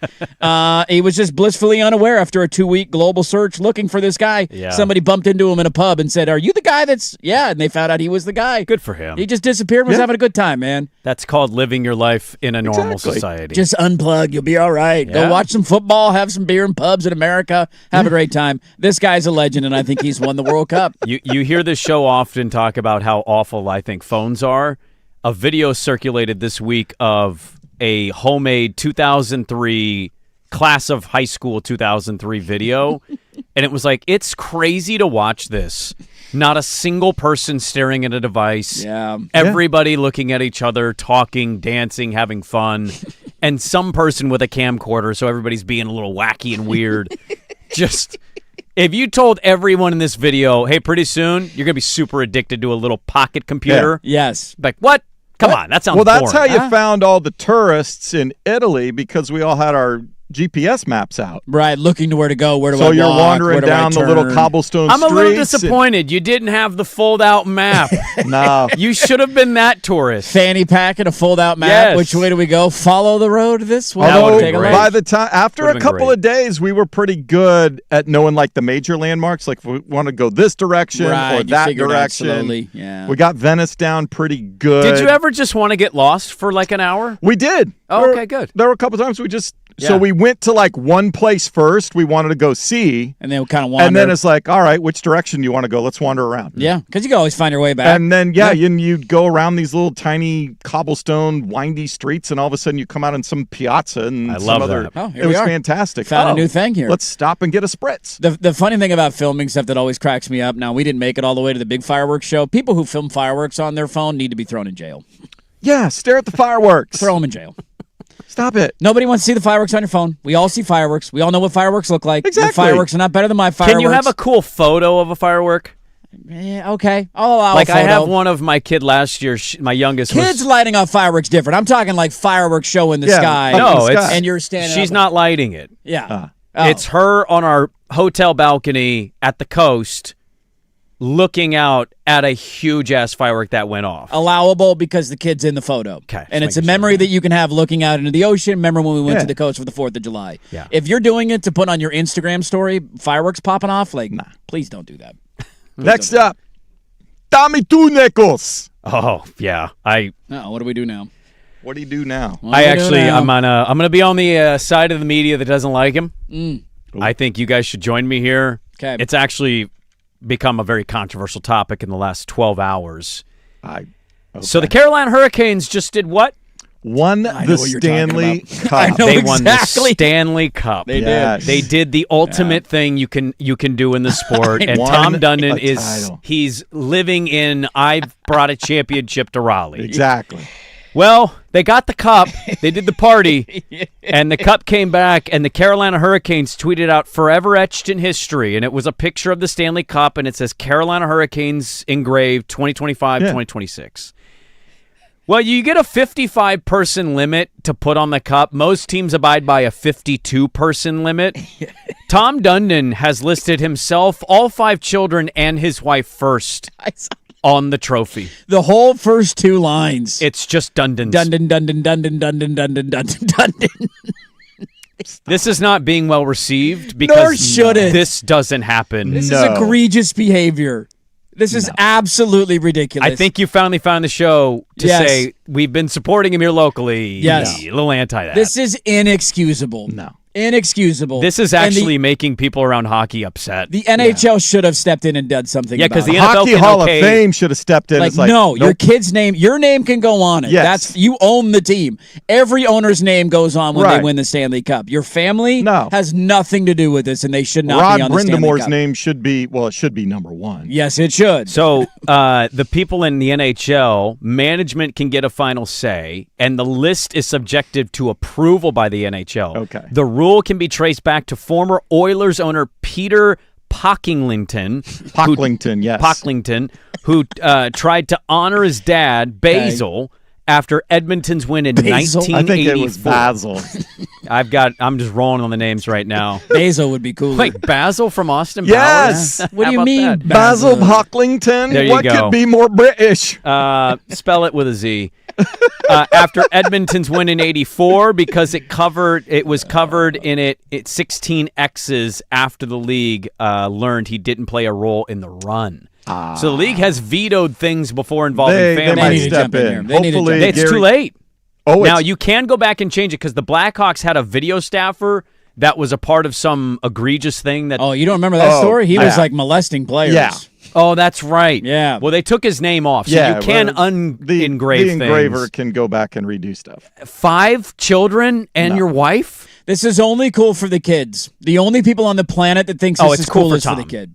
And for Tom. It's sure. cool for Tom. The Dundon family, yes, by all means. If my dad's Tom and my name's on the Stanley Cup, I'm psyched. The Nepo Baby Dirt is psyched about this. Anybody else with a brain looks at this and it's a slap in the face to everybody in the hockey community. Does anybody else worry that if he does ever deliver the Larry O, that he just takes it to his house? We don't ever get to see it. We don't ever again. get to see it on display, or it's never in the facility? I don't know.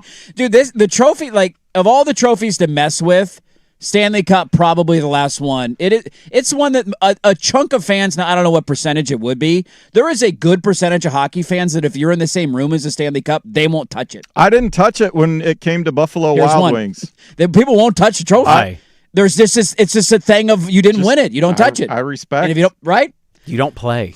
I understand that. It's fair. I get the point, but there are that's a good percentage of hockey fans who refuse to touch a trophy. And here you are putting the name of a 12-year-old kid on the thing. What's the reason? Would you touch the Lombardi? Why do you have respect for one trophy over other trophies? I think it's just more the respect that hockey and the sport has for that trophy itself. What does NFL do to disrespect the Lombardi? Well, also, it's a new Lombardi trophy every year. It's the same damn Stanley Cup. It's a Stanley Cup. It's the same one. I mean, but eventually they start ripping names and teams off that thing. Well, yeah, they take the put a rings new off thing and then on, they send him to the But Hockey If Hall you've been of dead for Fame. 50 years, your name's coming off the trophy. I think to his point, though, it's the only sport. Every other sport, you get a new trophy every year. Yeah, they do a fresh one. There's nothing unique about that individual trophy. I'm going to make it a mission to be Pablo Torre and find out and tell you that this is probably the 4th rendition of the Stanley Cup, and they fooled you this entire time. Oh, there probably is something There's like a that. Somebody couple lost it over the replicas years. of it. When something they go, had to have happened at one point to the. They've had to repair them over the years. Yeah, it gets dropped. Carolina dropped it this year, I think. Oh, they did. In one of their celebrations. I forget who so it does was. the trophy still mean some of the entire cup top part is a different piece than when it was 20 years ago? Does that make to me, it's the same as the guy getting the hole-in-one paying for drinks. It doesn't make a lot of sense, but it's just the way that some hockey fans live. And there's not a lot that you can say to make it make sense to people outside of the hockey world. I'm pretty sure I rubbed it too long at Buffalo Wild Wings. Yeah. And they were like, I went all right, in, that's enough. You know, stop. Get your I hands off that inspected thing. it, closely looking for things, but I did so not you can touch breathe it. on it, but you can't touch it. Yeah. Yes. Yeah, your breath is allowed. Fingers not Fascinating. allowed. But Tom Dundon's kids are allowed. Maybe I'll try and take a magic marker to that. but- Dude, 5 kids' names? Come on. That's crazy. How impressive is it? So I saw this, and I didn't know this existed, but I also was blown away, and I want to start before we get to the audio portion of it, and this Okay. is very hard to do off the cuff, so I apologize. If you don't have something, that's fine. Do you guys have a random sports oddity or fact or stat that you remember that would make people go, what? You remember that? How do you know that? Now, it could be obscure. Like, a lot of people love doing the obscure college game of, like, where did this guy go to college? Like, how do you remember that? Mm-hmm. So the reason I'm asking, this blew my mind. Did you know that there is a sports broadcasting camp? I did not know this For kids. until I saw the video. Okay.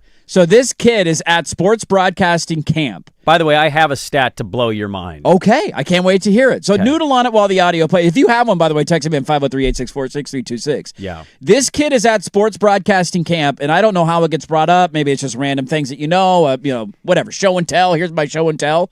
There is a kid at sports broadcasting camp who claimed he could recite the entire schedule and result for every NFL team going all the way back to 2009. So if you ask him Jets... Which might have been the year he was born. Could be, I mean, he looks like middle school, early high school maybe. He's a super young kid. And you go Jets 2012 week 3, and he can go, all right, let me Broncos. They won 34 or whatever. Like, he has the ability to do that. So all these kids are here, and they start testing him. I think they pulled up the Pats schedule, if I'm not wrong. I think it was New England. Pats or the Jets. Pats or Jets, something like that. And they pull up the schedule, so they have it on behind him. It was a bunch of losses, so it might have been the Jets. Could have been, yeah. Well, the Jets were not bad. I think that was their foot fetish era. Oh. So the whole schedule is behind him, and all these kids are reacting, and he's reading out the schedule. Lost to the Jets. What? Week 2, they lost to the Texans. Week 3, okay, hold up. Give me a sec. No, I'm not forgetting. I just need to remind myself.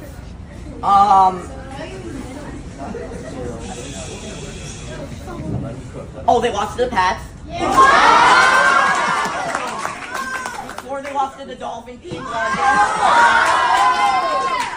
had to buy. You 6. Okay.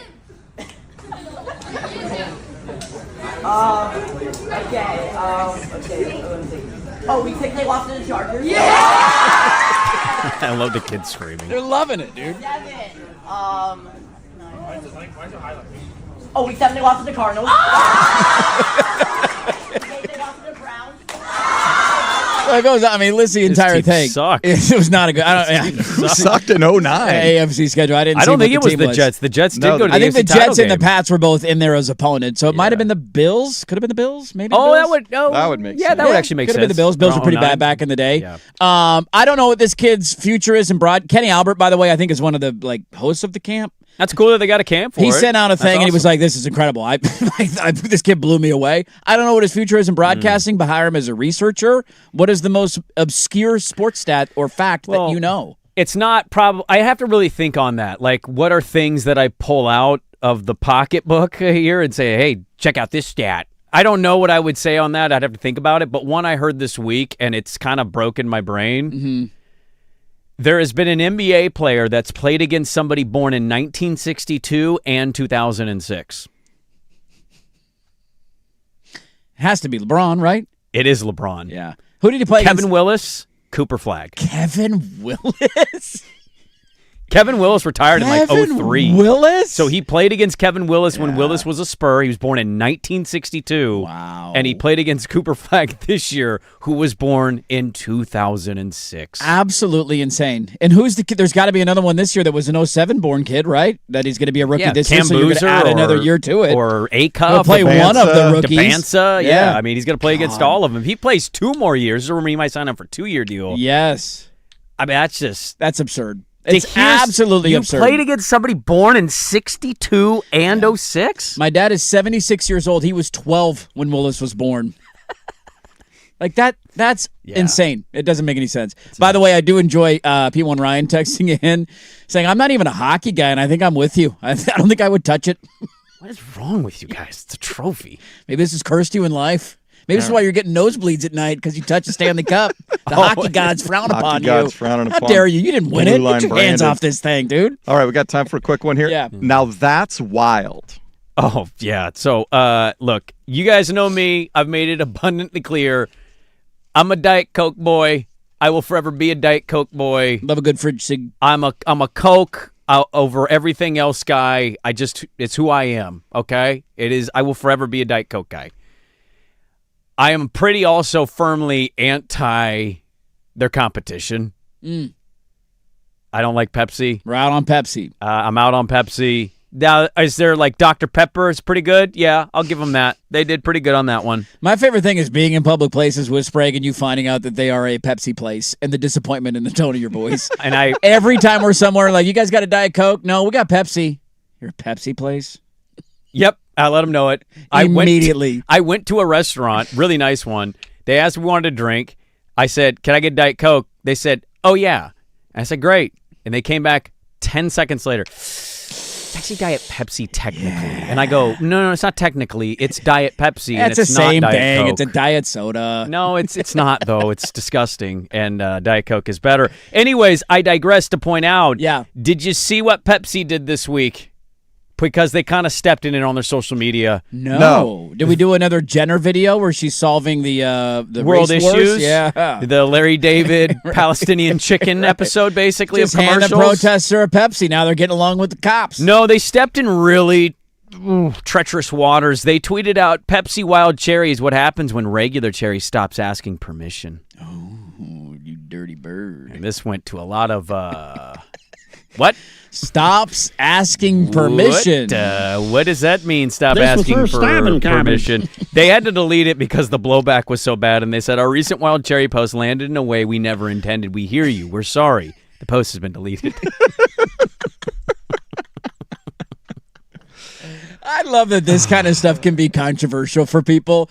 Instead of just having a chuckle and going about your day of like, we clearly, like, really? You think that? What do you think they're implying here? Where is your head going? It's Pepsi. Well, clearly some people are taking it cherry to... Pepsi. You think the cherry's raping people? Yeah. It's committing crimes? I think they're saying that. The cherry's not asking for permission anymore?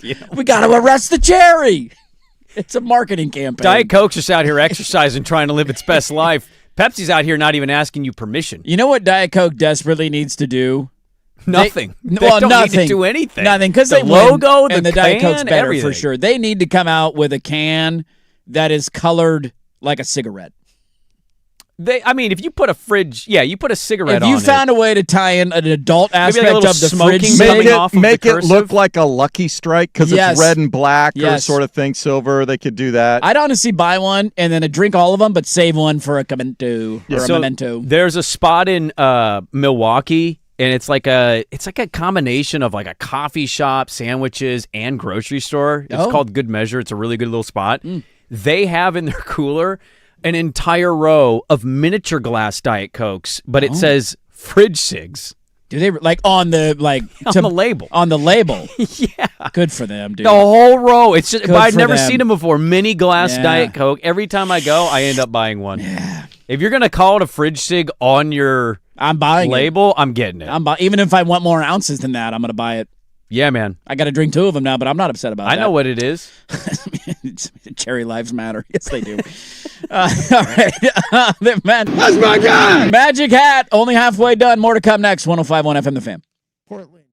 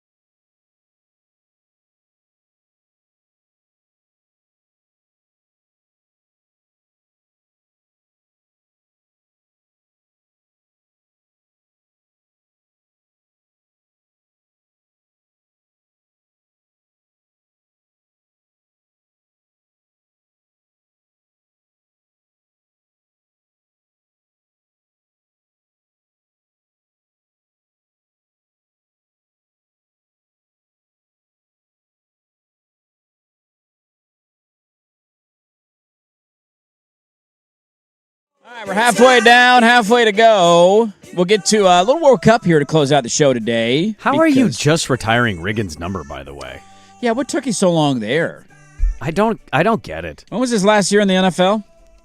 I think it's 40 years ago he retired. How does it take 40? He's been their all-time leading rusher the entire time? Yeah, the entire time. How does it take you that Second long? all-time in touchdowns. He's 76? Yeah, I know. Controversy? He almost didn't make it. What if he didn't make it? That's what I'm saying, dude. He's been retired since Well, 1985. I understand. I mean, I don't think he was a fan of Dan Snyder. So maybe while Snyder owned it, he didn't want to. Yeah, well, he was there before Snyder. No, I know that. It was in the Jack Kent Cook days, I think. So a couple of quick thoughts, by the way, housekeeping. Somebody saying Fernando Tatis hitting 2 grand slams in the same inning. Just being a random one. That is a random I watched sports that oddity in person. at Dodger Stadium. You guys are talking about the Stanley Cup being prestigious trophy, and then I hear Swags. I watched it on TV. Yes, not in person. yeah.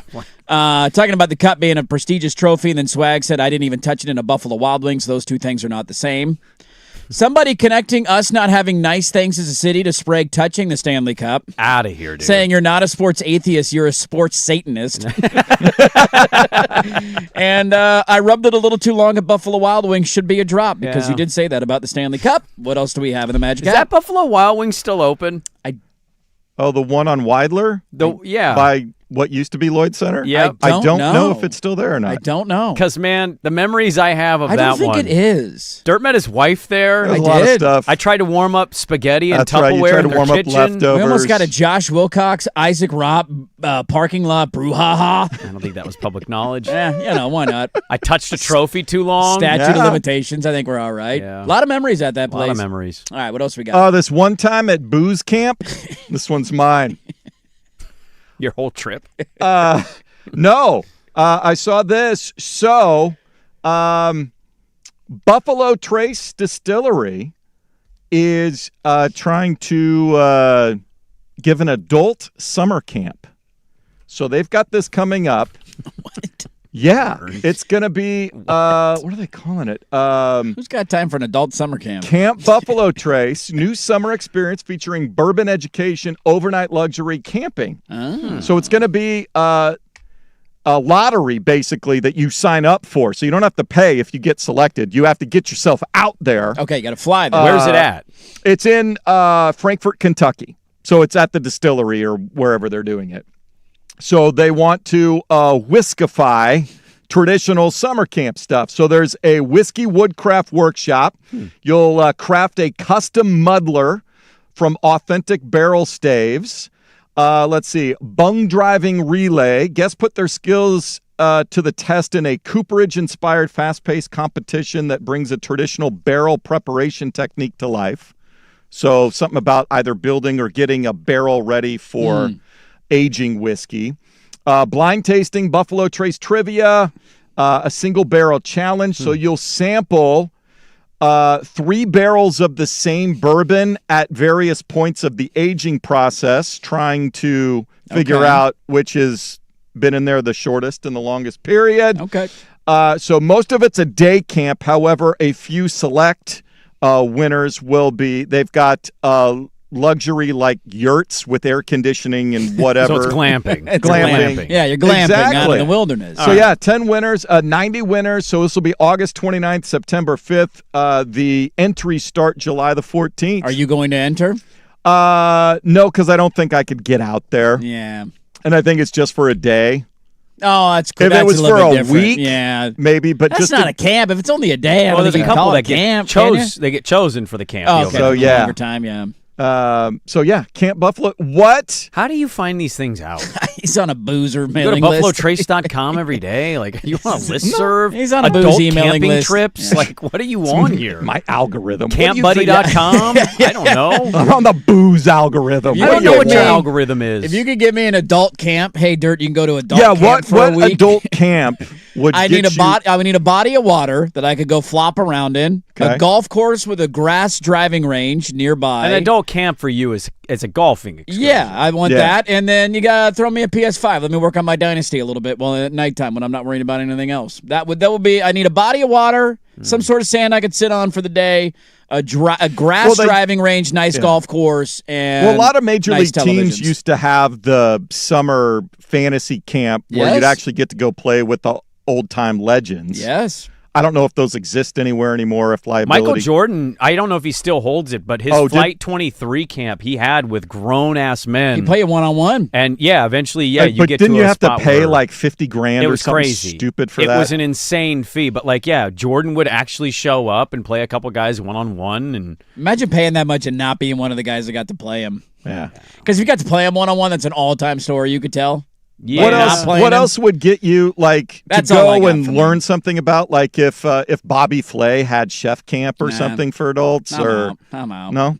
I just want to stop myself there. I want to do What? What? I was going to say I just want to please myself. That's going to be what I was going to say. You don't need to go away to camp to do that, buddy. I don't think I need a cooking camp. Didn't you to do learn that at camp? Isn't that? Turn your bathroom fan on and I just want to do 15 things that make minutes. me happy, and I just want to go play golf and sit on sand. That's all I What's need. the I don't nerdiest need to thing get you would back. go away for? I'll give you one. If you told me there was an overnight stay, and I have a glamping situation, by the way, a yurt with AC, There you not go. no tent bull crap on the ground. Yeah. If you're giving me a nice setup to sleep in, Chip Kelly had OC camp? No. No. Okay. I would go to an archaeology camp where Would you really? Yeah. I wouldn't. I wouldn't pay for it. Right. It'd be something like if I entered a raffle and got picked, I'd be for a one-night camp where you go dig up dinosaur bones. The only thing that would get me to nerd out is golf. That's the only Okay. thing. Like if I'm hanging out with a pro on the range for 3 days and hey, let's work on 100 yards in. Let's work on your I got a lot of stuff I got to iron camp out. are you running? I'm trying to get better at golf. That kind of camp. What about fat camp? No. But thank you though for insinuating. Well, I mean, not I guess it does come off that way. It does just a little bit. I was thinking of heavyweights. Hey, fat ass, you want to go jump on a? They had go-karts. Jump on a treadmill. Why don't you? They have the blob. Steal my candy? You gonna make me run? The pre-Tony Perkis. You gonna take fat away camp. my go-karts too? Can I ride my go-karts? Yeah, it'd be the pre-Tony Perkis fat camp. I mean, it'd be fun with your boys, but no, You have cool snacks hidden in your bed. If I'm going to do a trip like that with boys, I'd rather just do, go somewhere with my buds and go have fun. Play as many courses as we can. I don't need an adult camp for that. All righty. What else we got? Go directly to jail. Yeah, I want to share this one. Speaking of camping, how about this guy? So there was a parachute failed to open for a base jumper. A Colorado man experienced exactly that and lived to tell the tale. But that's not what happened that pissed people off. So he lands, his leg kind of feels like it's broken. He's not exactly sure. So what he does is, according to the Post, he sets off and calls the San Miguel SAR crew, which responds to a Garmin SOS activation. Search and rescue. Search and SAR. rescue, yes. And so when you hit this button, it goes directly into an SOS. I'm in the middle of the woods of the desert. I need help. So they have to basically team up, and multiple groups come out. They helicopter one unit in, and another group has to hike in, and they're going to try to save you. They think your life is in danger. Got to find you. Well, so the guy hits the Garmin. The parachute didn't open precisely. He lands wrong. He's like, oh, my God, I'm really high up. I need help. Hits the Garmin button. Copter shows up. Rescue team shows up. Here we go. We're here to save you. As soon as they get there, he goes, that hurts. You know what? Actually, I'm okay. And he hikes down. They usually send you a bill for that. As they should. It's not cheap to call into this. This Garmin SOS thing is not a cheap. This is a That's like a Stand Force military waiting for you, man. He fell between 150 to 200 feet. When the responders got there, he told the responders he thought he might have broken his leg and couldn't walk and needed assistance. So they sent another mobilized unit there. Oh, my God. When rescuers showed up with the motorcycles and UTVs, the hiker then ended up saying, no, I'm good. He ended up started hiking down. Was his thought process that I don't have to pay for it if I hike down? I don't think he thought it through. Because at that point, wouldn't you have the embarrassment level of even if you are okay, I'm lying there. He said no thank you to the helicopter transport and then told the crews on the ground before descending on foot, I don't want assistance. So basically it was like they got there and he said piss off. My ass. People in the community of this this world, Yes. this Yeah. SOS, This Garmin, hiking. You can't do that, man. Dude, he is You can't do public that. enemy number one for these people. What are you doing? What are we doing here, man? Do you want to go over and squeeze one more in? Yeah, one why more. not? Throw one more in Cut there. off is what? This one will be quick. Of all the crime stories, You want to go to Make Yourself Happy camp, and now you're cutting off what? there is somebody. Where is this? I believe Indiana, Fort Wayne, Indiana. Christopher Peden is his name. Okay. Poor guy. He committed the crime of arson. Not a good thing. You shouldn't light stuff on fire. No. That's not the interesting part about the story. The interesting part about the story is how he started the fire and what he cut off to start his fire.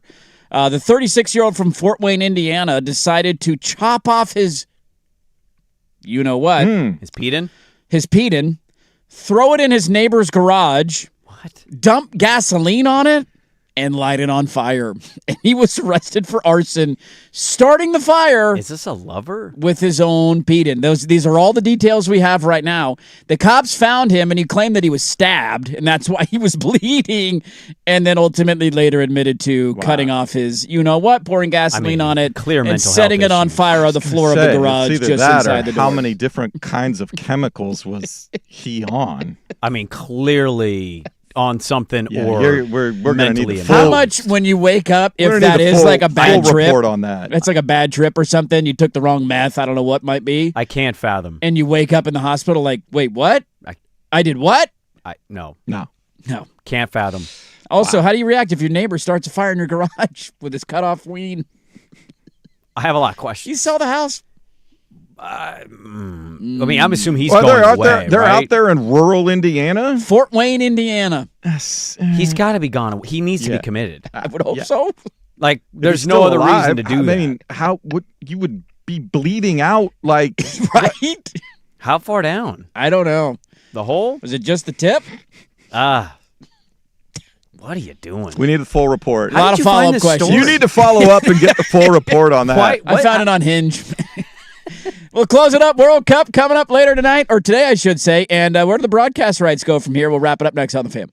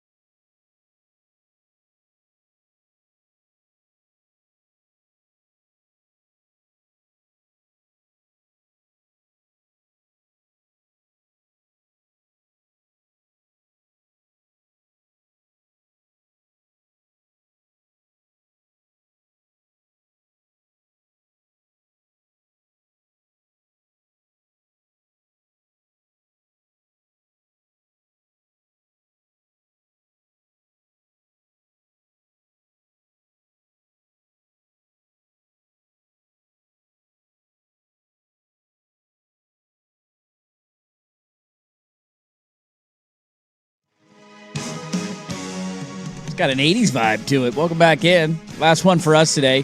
One magic hat that I didn't get to. I'm going to hold it for tomorrow because I feel like it needs its own segment. I got a segment from the hat that I'm bringing tomorrow. Okay. Some leftover hat stuff will be brought tomorrow, so we got that to look forward to. A couple of bits of odds and ends as we wrap up the show today. The World Cup, we had a sports hole yesterday. Let's be honest, right? My baseball team sucks. They nearly got no hit. I had nothing that I was interested in watching. I am excited for the Scottish Open. Leads into the Open Championship. I got that on right now. But the World Cup left us with a bit of a sports hole yesterday, so it returns. Yes. One interesting note on this, by the way, and there's a debate about where this is going to go from here. Fox paid for, I think it was just this World Cup, they paid for $485 million. I couldn't believe that. I mean, I didn't know enough about that stuff to know, but like I just would have thought the World Cup. So my question would was, have been like $1 billion. It's only U.S. rights. It's not yes, worldwide it's just in rights. the United States, and they don't have the Spanish rights, do No, they? Telemundo has there's that. been a bit of a battle on the Telemundo broadcast thing. This was interesting. So the rights for the next World Cup are up in the air, and I was reading about it yesterday that they're going to try. They think FIFA is going to try and sell the English and the Spanish together, as basically you got to buy the bundle and get both of them. And at which point the World Cup will cost maybe upwards of $2 billion. Mm-hmm.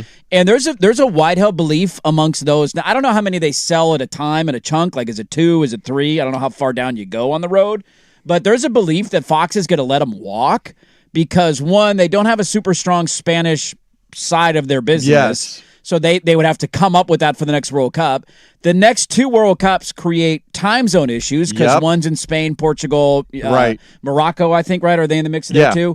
And then the one after that's in Saudi Arabia. And you know what they're going to do when the World Cup's in Saudi Arabia?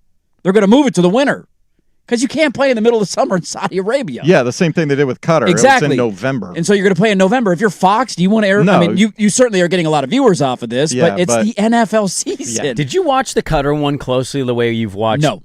Because I don't recall much of it, and I'm just being honest The here. time difference is a killer. Yeah. I find that to be an odd decision because it's such a perfect summer event. I mean, I'm going to get home. And I'm an ugly American point of view Yeah. here. Yeah. But, selfishly, from my perspective, summer's Right. the best time for What time's the this. game start today? 1 o'clock? 1 o'clock. It's right in the middle of tennis Noon now. I have tomorrow. stuff to do in my garage. Right. Guess what's going to be on I got in the garage? swim lessons at 3, It's so the game perfect. should be over by the time that happens. Yep. Teddy's napping for half the time. Like, I got nothing to do in the middle of Late the day. money coming in on Morocco. Oh, okay. I think France down- Morocco can hang with them. I don't They think are beat missing them, one of their top scorers. So one of their top Morocco forwards is out. What Yes. happened? Did he get hurt? Yeah, Okay. injury. We got an injury? No, I didn't know if it was a he's card. choosing to say it. Well, you can't Well, play no, if you it's get not a red it's not a card. yellow Yeah. card accumulation Okay, or anything like Did you that. see the It's- report, Pulisic?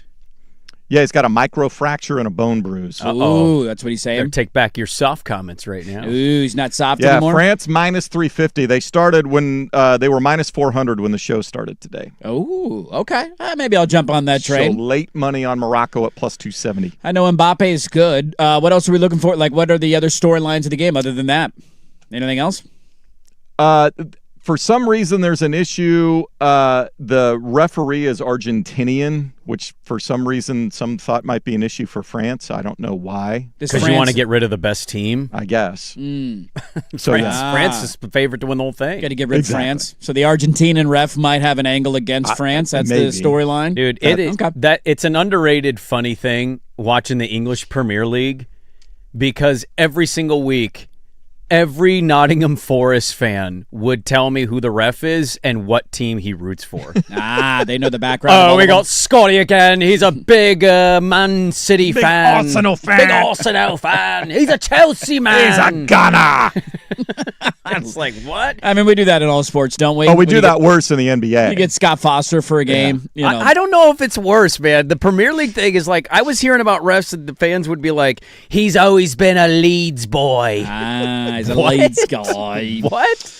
Yeah, I think I'll throw some money on Morocco today. Why not, dude? Let's get weird. Morocco probably a plus advancing would money be line. pretty cool, wouldn't Plus it? 275 right now. I don't care about Mbappe winning one. Who cares All about right. France? It'd be pretty impressive if he did, though. Your stupid freedom fries. This is America, damn it. We Give me get Morocco. basketball dirt tonight at 6 on ESPN. What's going on tonight at 6 on ESPN? Debanza Darren Peterson. No. Vegas Summer League. You will not. Okay. When do the Blazers play? Tomorrow night. I'll watch that a little bit of that game. I just want to see if Young Hanson's a functional player. Yeah, that is curious. That's the only storyline for the Blazers. His reacting to Darren Peterson torching guys who will be like, car well, we haven't salesmen seen in 3 years. Debanza yet because the Wizards didn't play in the 2 early summer league. I'm going to push games. back a little bit here. Let me be a little basketball guy. Takeaways from summer league. Go ahead. Jared Bayless MVP. It's not NFL. Quintel Woods MVP. It's not NFL preseason. Yeah, it doesn't have to mean everything. There is a certain level, though, that if you're playing the way you're playing, and he does look truly like, oh crap. I'm not telling you he's going to win Rookie of the Year. That's a great class. The way he looks, it's not, you're going to look up numbers. You're probably looking up Jared Bayless numbers right now. I'm not looking up numbers. But it's just the way he is operated. I mean, we all knew he was good, though, right? That's the whole But the point. debate was like, what was his level? The ceiling was very high.